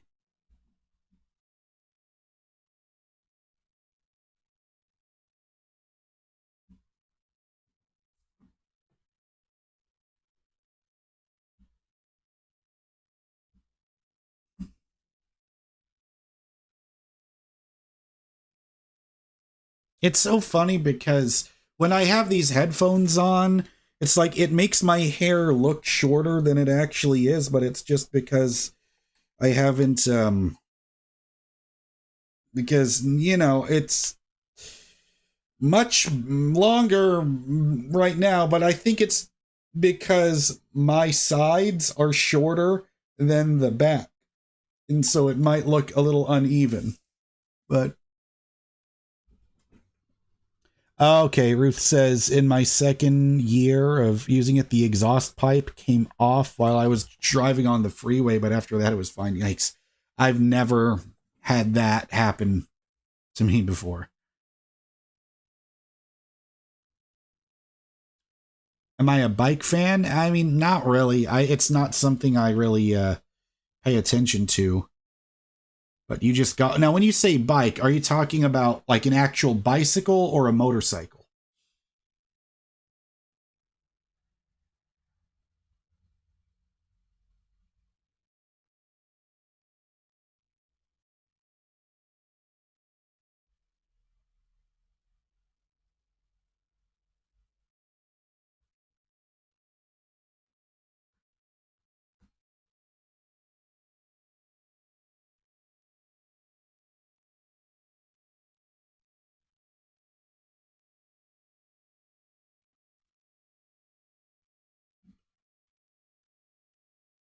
Oh, bicycle. Okay, yeah.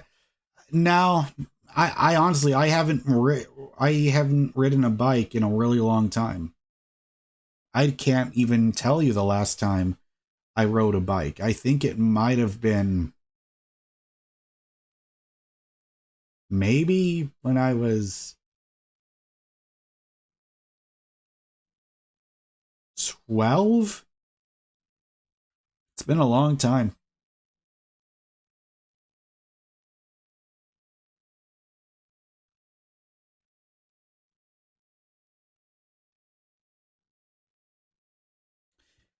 Well, I'm glad that you asked because I still have the box. This is the AKG K52. These are great. I have no issues with them. I recommend them.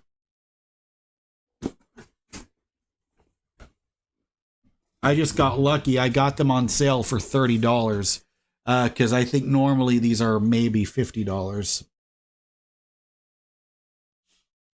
But yeah, AKG is a good brand because I see them, like, people in the studio use them. Ah, okay. So you got the car in 1993 and then scrapped it 1998 for a Buick Regal. I see.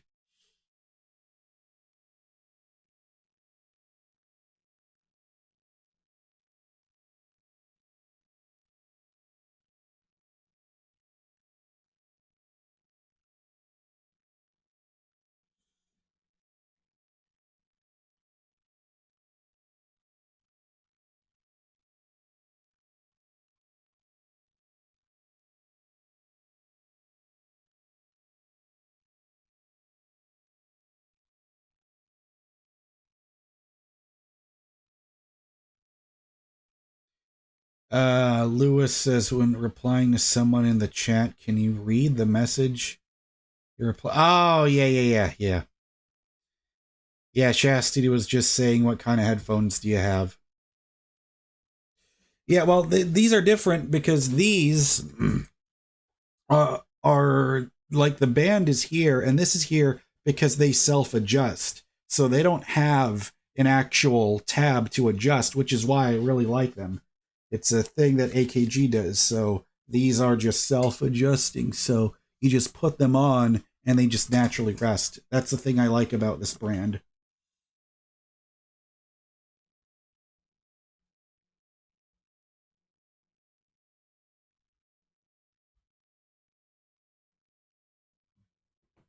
Yeah, these are one of the more comfortable headphones I've had.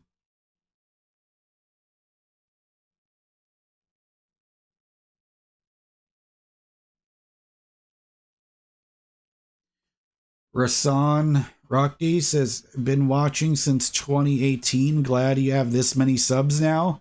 So proud of you. How did you get to almost 17K? Sorry, I missed your YouTube boom. I'm doing good. I'm really happy I've got the amount of views that I've got now. But I also have, but I'm also learning a lot more about YouTube, and it's all because, and I'm not going to say the name of the video because it seems to whatever reason bring in all these people that all they want to do is either ask me for advice on this topic, or they either make fun of me for playing video games, but even though I don't really do it. But it's because I made one video that went viral. It's my most viewed video, Rasan. That's all I've done. That video opened the floodgates.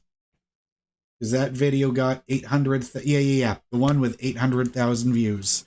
It was at like 100 or 200,000 views for a little bit, but then something happened in September. It just shot up to 600,000. And then I got all these people now that watch me, which is amazing. So I'm just making sure that I don't take it for granted.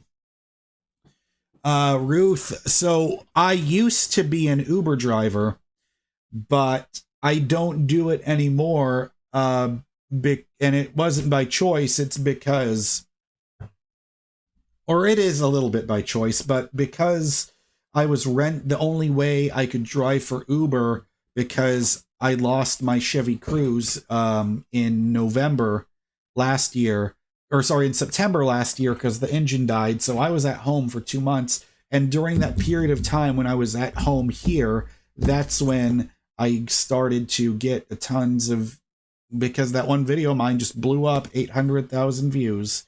And you can find it, like, I hate talking about that topic because it seems like once I start, the chat room never wants to seem to move on from it. And I keep getting a bunch of trolls in the chat making fun of me. And it's like, it's a gigantic mess. And anyway, that's why I call it the can of worms effect. But I was an Uber driver for 3 years. But now, because I was renting a car with Avis and it was costing more money, I was spending more money paying for that weekly rental car than the money I was earning with Uber. And I was in denial about it for a very long time because I told myself, I have to have a car. I'm going to be miserable if I don't have a car. And to be fair, yes, I did start feeling pretty miserable when I didn't have the car for like the first couple of days, because I returned the car on April 12th. Ah, yes, Rasan. I don't know if I'm saying your name correctly. Is it Rasan? Rashawn? But yeah, Flush Madness. Yes, I remember Flush Madness. That was a lot of fun making those back when I didn't have a care in the world. And all I could do was, with my time, was I could just make those videos and not have to worry about bills. But that's just what happens. That's just life.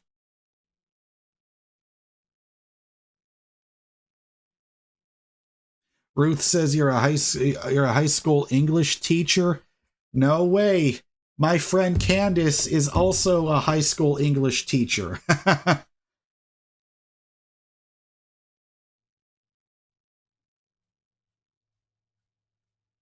The way you pronounced it first. Rasan, I think that's how I'll say it. Surfer says the Cobra Strike gig looked dope. You rocked. Thank you. Looking forward to whenever we get to have our second show. And we'll probably have more songs, so we could probably stretch it from a 30-minute set to maybe a 45-minute set. Yeah, How to Take a Shit. That was the very first song I ever recorded.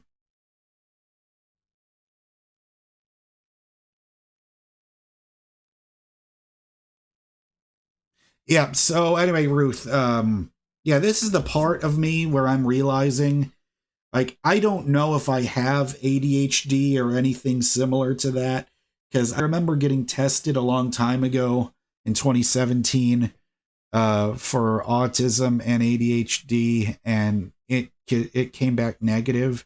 So it made me think, how do I explain why sometimes there's days where I'm completely fine, and then there's other days, kind of like today, where sometimes I just lose my train of thought all the time.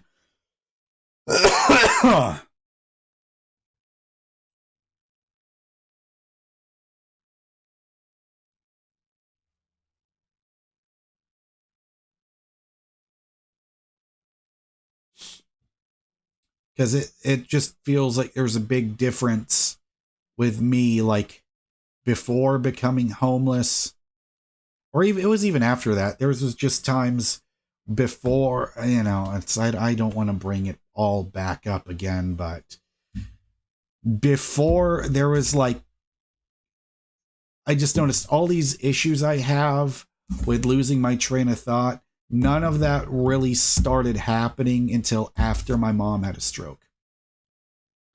But yeah, extreme stress and trauma, and then yeah, being homeless for 4 months and all of that crap.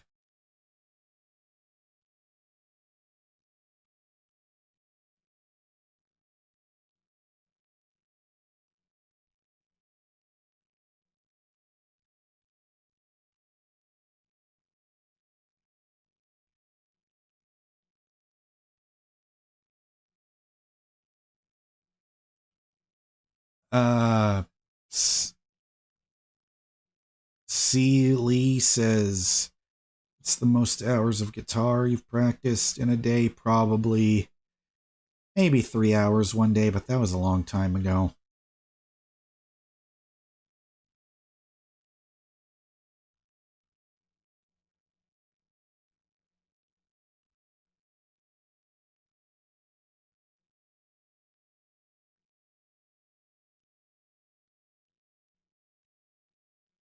Luan says, are you a graduate? I'm taking an engineering course. I can't put up with a lot of math. No. I only graduated high school. I was attending the Art Institute of Houston for audio production, but I found out, well, Keanu told me, the Art Institute closed down. Like, that college just, they were a private school. They just no longer exist anymore, which I totally understand why, because it's like, what the hell is the point of getting any type of art degree anymore? Because really, it's unless the career you want requires you to go to college, in my opinion, and of course that's why no one should ever attack me for saying this, it's just my opinion, college is a gigantic waste of time. Because really, I feel like if I just started with trying to find a band in like 2014 or 2015, like after I just got out of the Art Institute, I would have been so much better, but my life was in a different place. Like, wasn't driving yet, never had a job yet at that time. So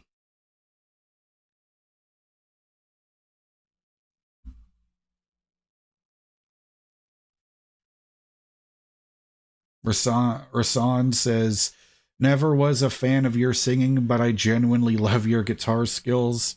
I don't understand how you don't use it more. Well, it's because anytime I make videos of me playing guitar, it doesn't get a ton of views.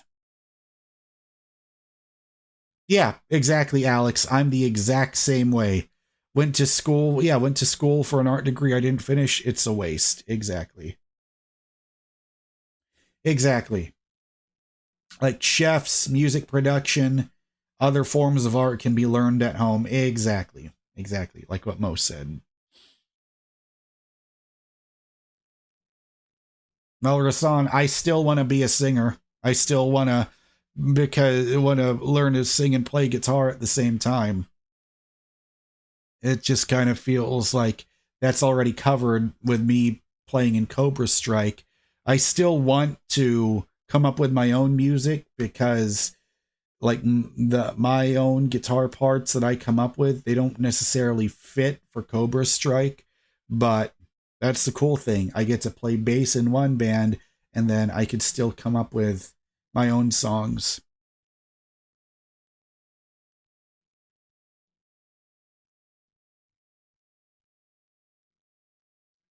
Seeley, no, I am not 30. I am 29, but I will be 30 next month.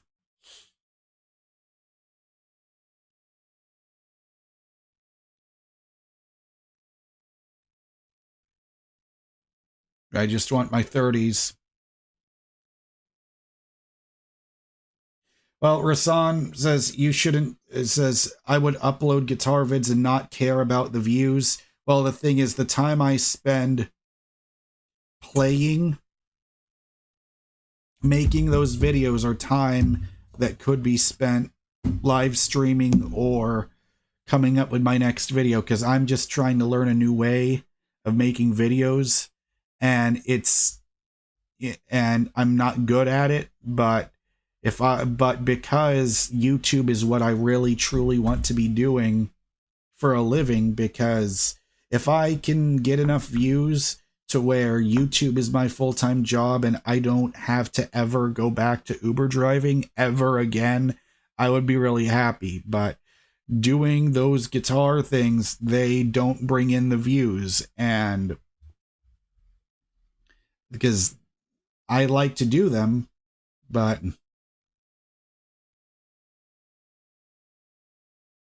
yeah, exactly. Singing lessons would help me a ton. I just don't have the money for it. But, you know, once I start earning more money and I can have a disposable income with YouTube, then absolutely. After I get a car, because that's priority number one. Need to 1,000,000,000% get a used Toyota Camry or Corolla or a Honda Accord or a Civic. Get that first. Get that first. Then focus on everything else.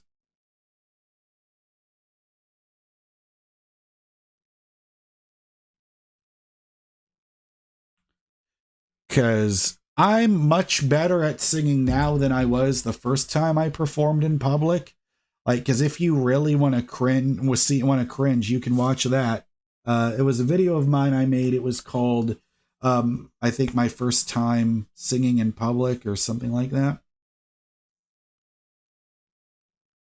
Okay. First job was working at an amusement center. Boise, Idaho, then went to college and became an English teacher. I see. Okay. Life is like a camera. Focus on what's important. Capture the good times. Develop from the negatives. Yeah. See, I see them much, before they actually pop up. But thank you, Chastity. Donated $4 on the super chat. Thank you. Because pretty much I'm actually saving more money right now staying home, not having a car, than I do than I did when I was driving for Uber, Ruth. Rasan says, wish you all the best once you graduate next month. Oh shit, congratulations. Hope you can get a job and you'll be able to help me out as much as you can. Oh, thanks. Thank you.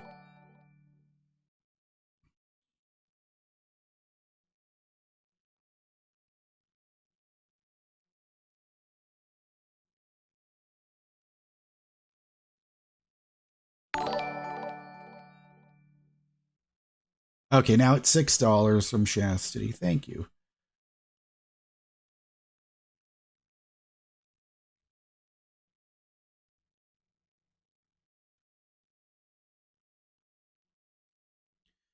Yeah, Rasan says, the videos you call cringe are my favorite. So real and pure. Don't be so harsh on yourself. Yeah, I mean, but of course, like, I'm not seeing it as I'm being hard on myself, but when I call it cringe, it's like, if you watch that clip, you'll, like, I had no tone, zero pitch. It sounded more like I was just talking, but it wasn't until I met my friend Jeff when I learned the ultimate thing that helped me go from absolute shit to being somewhat kind of okay.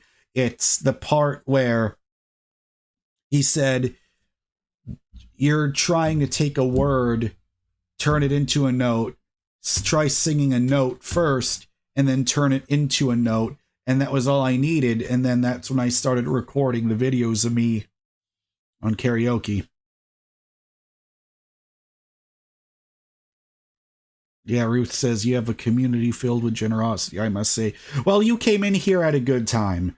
Because there's other times when there's nothing but trolls, and it can get really exhausting. But once the people, once the trolls leave, it's nice in here. But pretty much, I've just been given this opportunity now. Once I learn, okay, enough is enough from Avis, I just keep repeating these patterns with cars where I constantly was the first time I see, oh shit, now I lost my train of thought again. Damn it, I hate it when it happens.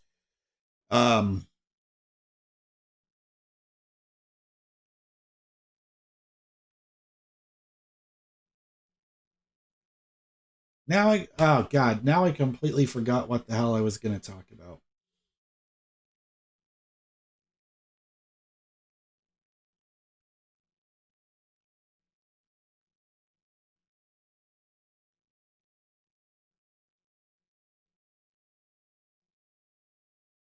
Okay, so I'm remembering, kind of. It took a long time for me to realize I hate working regular jobs. So when I started driving for Uber, it became great. It was great, and I loved it.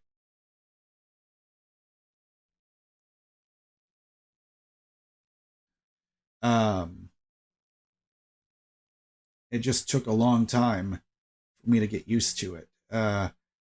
And I just thought, because I worked at Kroger and then I worked at Chick-fil-A. And I was at Chick-fil-A for 1 month before I quit because I hated it. Then I was at Kroger for 4 months before I quit because I hated it. And it wasn't until I started driving for Uber when I actually didn't dread having to work and just having that freedom of a schedule where you work when you want to. It was great for me. But I only had that Chevy Cruze because I needed a car. I needed to drive for Uber. I was driving that. And so that car had 75,000 miles when I got it. And then the engine died when it was at 180 something thousand miles. But that was all through the course of less than 2 years. So that's when I learned, okay, so I never want to use my own car for driving for Uber again. So I thought if I just rented, it would be so much easier. But it just felt like I was realizing I was taking too much time away from what I actually want to do for my career, which is this, making YouTube videos or live streaming on YouTube for a living. It was this as well as playing in a band. But I didn't have the time at all for YouTube because all of my time was just spent driving for Uber. All my time was just dedicated to that. And even though like I had a car, I could leave the house whenever I wanted, it all felt like an illusion because it wasn't really my car, and I put myself through so much stress. That's how I ended up being in the hospital on March 5th, because I had a cold, but I forced myself to drive anyway because I didn't want to be late. but then my blood pressure went to 160 over 100 from all the stress I went through that day, combined with the Dayquil I had in my system. It was getting me dehydrated. I wasn't drinking water, and so that was really the spark, the culmination that made me realize I was sacrificing my physical health just to drive a car, just so I could have a car. So the biggest thing I've learned is, reframing, taking the thoughts that you have. Like before, like I would beat myself up over staying stuck at home. I thought if I lost my car, then that just means I'm a failure. I used to think that that's what happened when I lost the Chevy Cruze. I was hating life, but it was during that time when I was waiting until I had the car to drive again with Uber. That's when I found out, oh wow, I'm actually earning money for the first time on YouTube. It's not a lot. It's not replacing whatever I could have been making with Uber, but I was never earning any money in the first place of the Uber anyway. So now I'm just waiting. So yeah, I don't know if you're even still here, Ruth, but it's a long explanation for why I'm here, how I ended up here.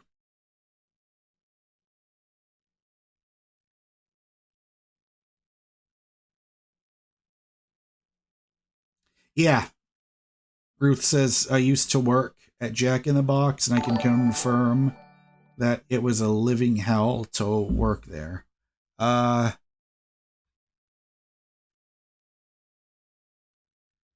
Jesus. Man, hey, I appreciate you donating $1, truly, but you're just bringing back a topic that I don't want to talk about. Like, seriously, come on. It's like, seriously, you didn't even spell sex correctly. Come on, man. Thank you for the $1, but I'm not addressing what you wrote. Shit. That's crazy. Yeah. Mo, did you see what he donated $1? Did you see what he wrote? I seen it, but I didn't see it enough. It went by quickly. Yeah. Just be glad it went by quickly. That way most people didn't get to see what he wrote. But it was him pretty much right. So, by the way, Ato, if that's how you say your name, thank you for the $1. I appreciate it.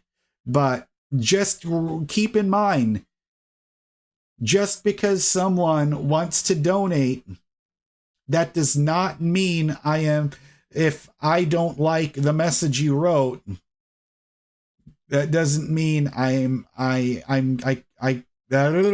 does not mean I have to read it out loud.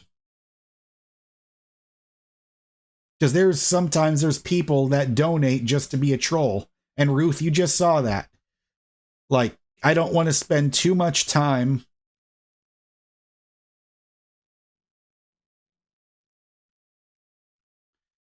You know what? I'm not even going to tell you guys what he wrote, but it was such a shocker. It's like, why would people donate money just to insult someone else? Well, if you rewind the video, you can see it. Yeah, but let's not dwell on it. All right, I'm going to just read over here. Let's see. Rasan says, all I see is passion. Picasso wasn't Picasso the first time he put a brush on a canvas. Very true, very true. Edwin says, I don't have much to say, nor do I know how to say how I feelings properly. And I'm really happy to have met you. You've really given me hope. Hey, I appreciate that, Edwin. I'm not trying to be mean, but it sounds like a kid wrote that. Exactly. Like, he spelled SECKS instead of SEX. Like, seriously? Like, that's how I knew, okay, it's not worth my time.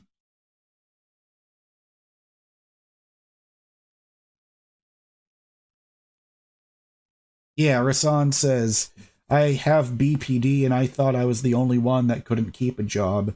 Now I found my passion that genuinely doesn't feel like a job. I'm trying to show others it's... I mean, that's pretty much what I'm doing with my YouTube channel too, because once it grows to the point where we're getting like more than 100,000 views for every video I make, when I've really made it, like, that's when you can see that's when people can see the proof that you can go from someone where your dream since I was 14, I want to make YouTube videos for a living. When we get there, then everyone can see the proof. But the thing is, you have to act like you already have it. That's the number one thing from, learning about Neville Goddard and from Joe Dispenza. That's what they talk about. Act like you already have the future you want. So what would the person in the future with the goal already manifested, how would you be reacting to the world? You wouldn't be letting little shitheads in the comment section. You wouldn't let them upset you. You would just let it roll off you completely.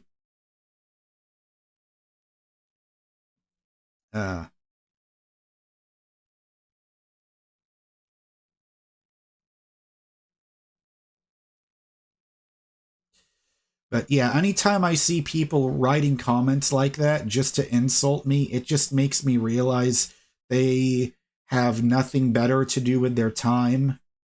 Those are not people that are starting YouTube channels, or they're not people actually living their dreams. They're just hating their life and they're taking it out on me.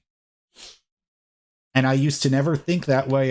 Because my problem is, God, my nose is so itchy. When I was a kid, I used to let all the comments get to me. Well, even recently, even a couple of years ago, I would let all the comments get to me.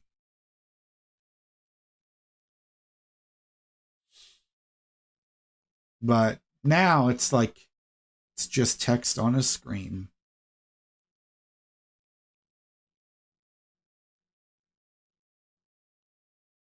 Welcome, Grimace. Welcome to the chat room.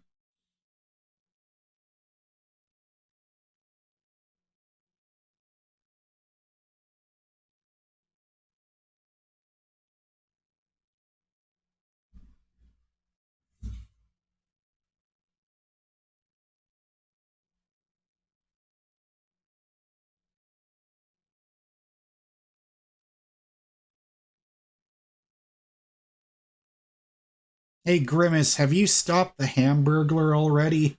Because he's in the newer McDonald's commercials now.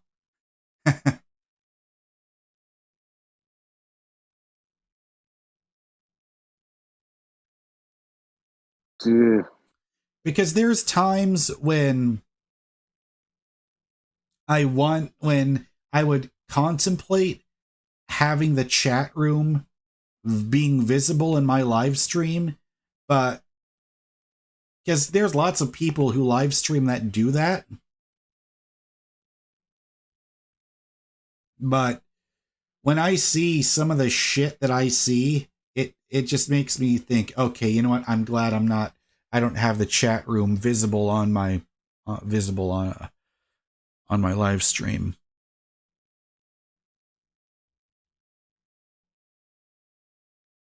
Yeah, exactly. Rasan says he had to go back and read that donation. He said, don't spend it all in... Oh, yeah. That's what he was talking about. Yeah. Because he was making fun of me for being 29 and I've never had sex. And yet he spelled sex as S-E-C-K-S. And he said, here you go. Don't spend it all at one place. And he donates $1. It's like, it's a troll.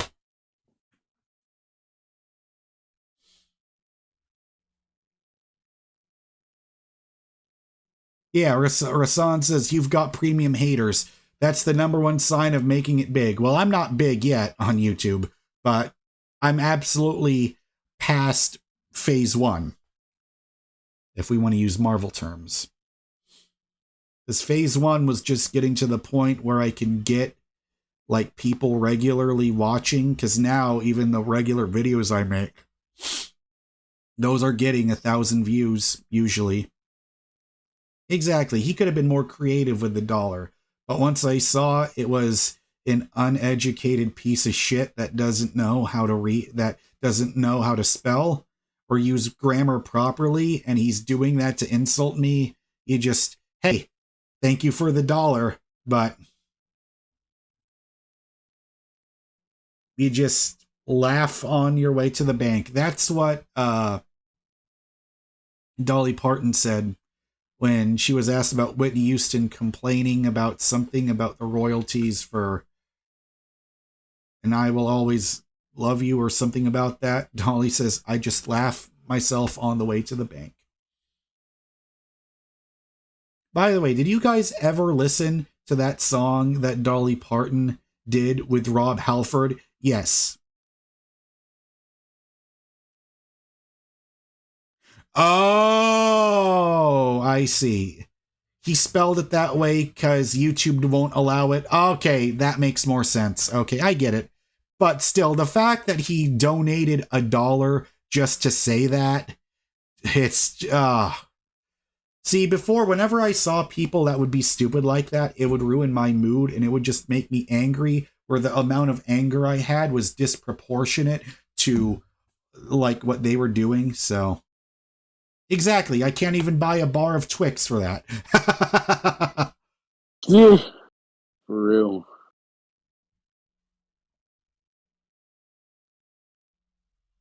You guys have any questions for Mo? Because he's still here.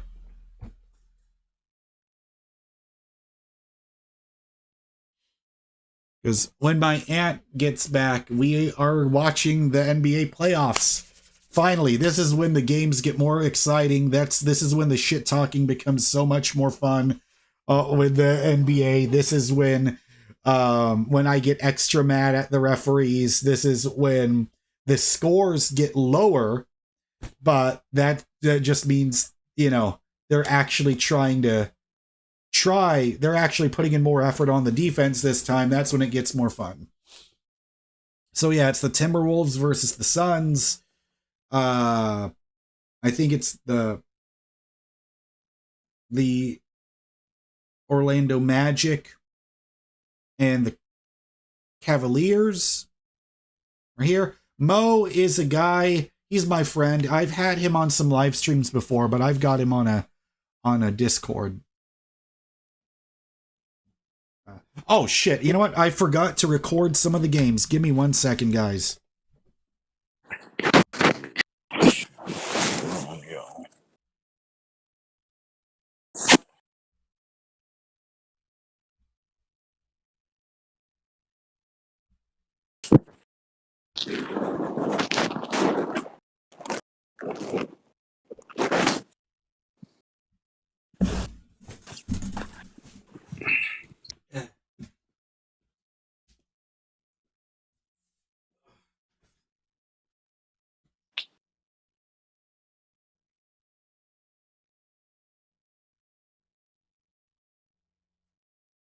My favorite fruit is pineapple and bananas and strawberries. Really, I like all kind of fruit.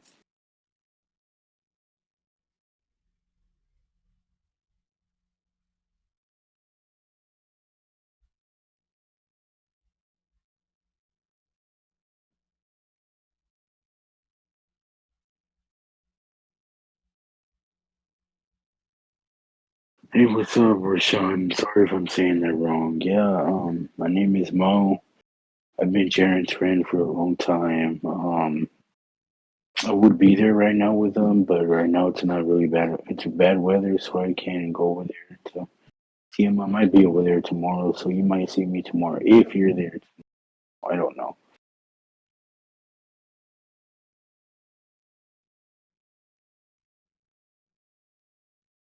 Favorite vegetable? I like avocados.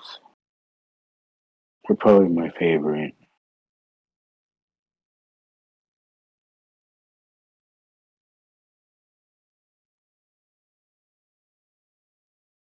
What is aardvark, Cassidy? I don't know what you mean.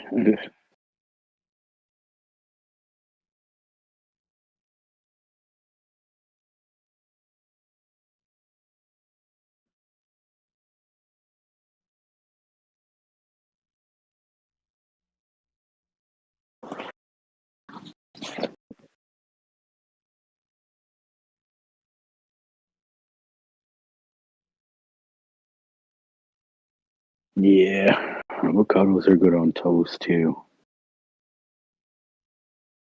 Well, really anything. I like to have avocado with anything, really.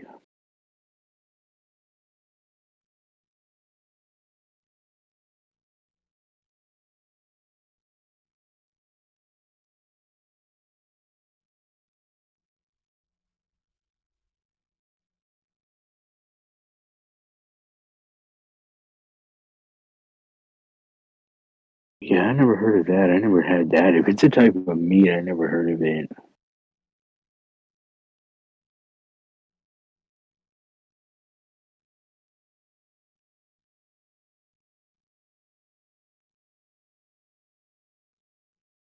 What is this preface to life of MrGamingGuitarist's best friend? Well, I can say I've been his friend for a long time, man.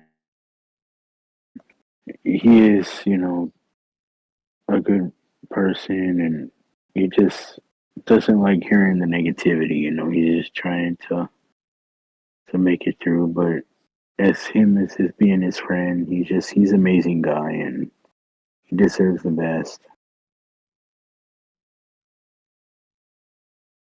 But he's generally a good guy.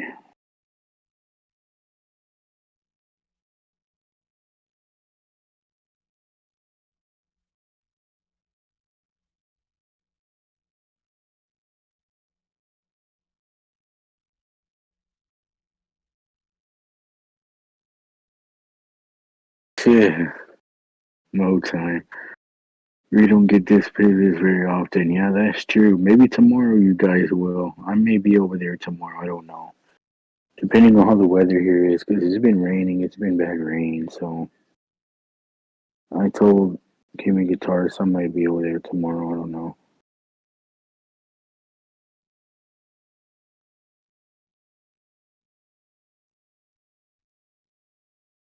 But when we do, we appreciate it. Thank you. Much appreciated. Much love.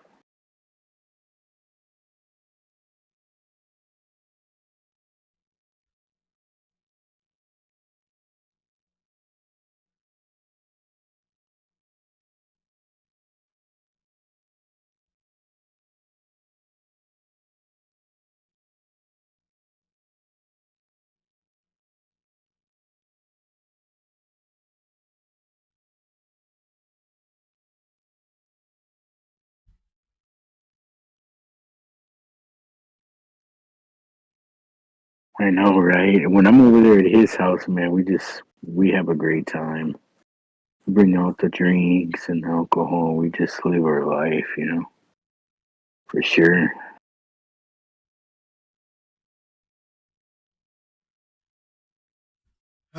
Yeah, I agree with Sean. Negativity is not good to talk about, and we just want to make sure that everybody's positive. This is a safe space for everybody.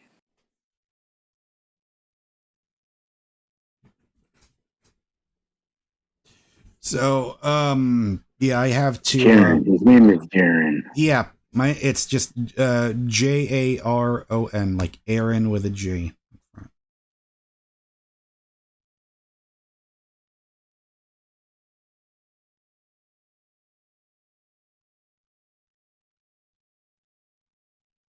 That's a perfect way to describe that. Yeah, Chastity said, man, when y'all are together, man, y'all are great. I told her, yeah. Yeah, I mean, me and Mo have been friends since 9th grade. So that was 2009 when we first met.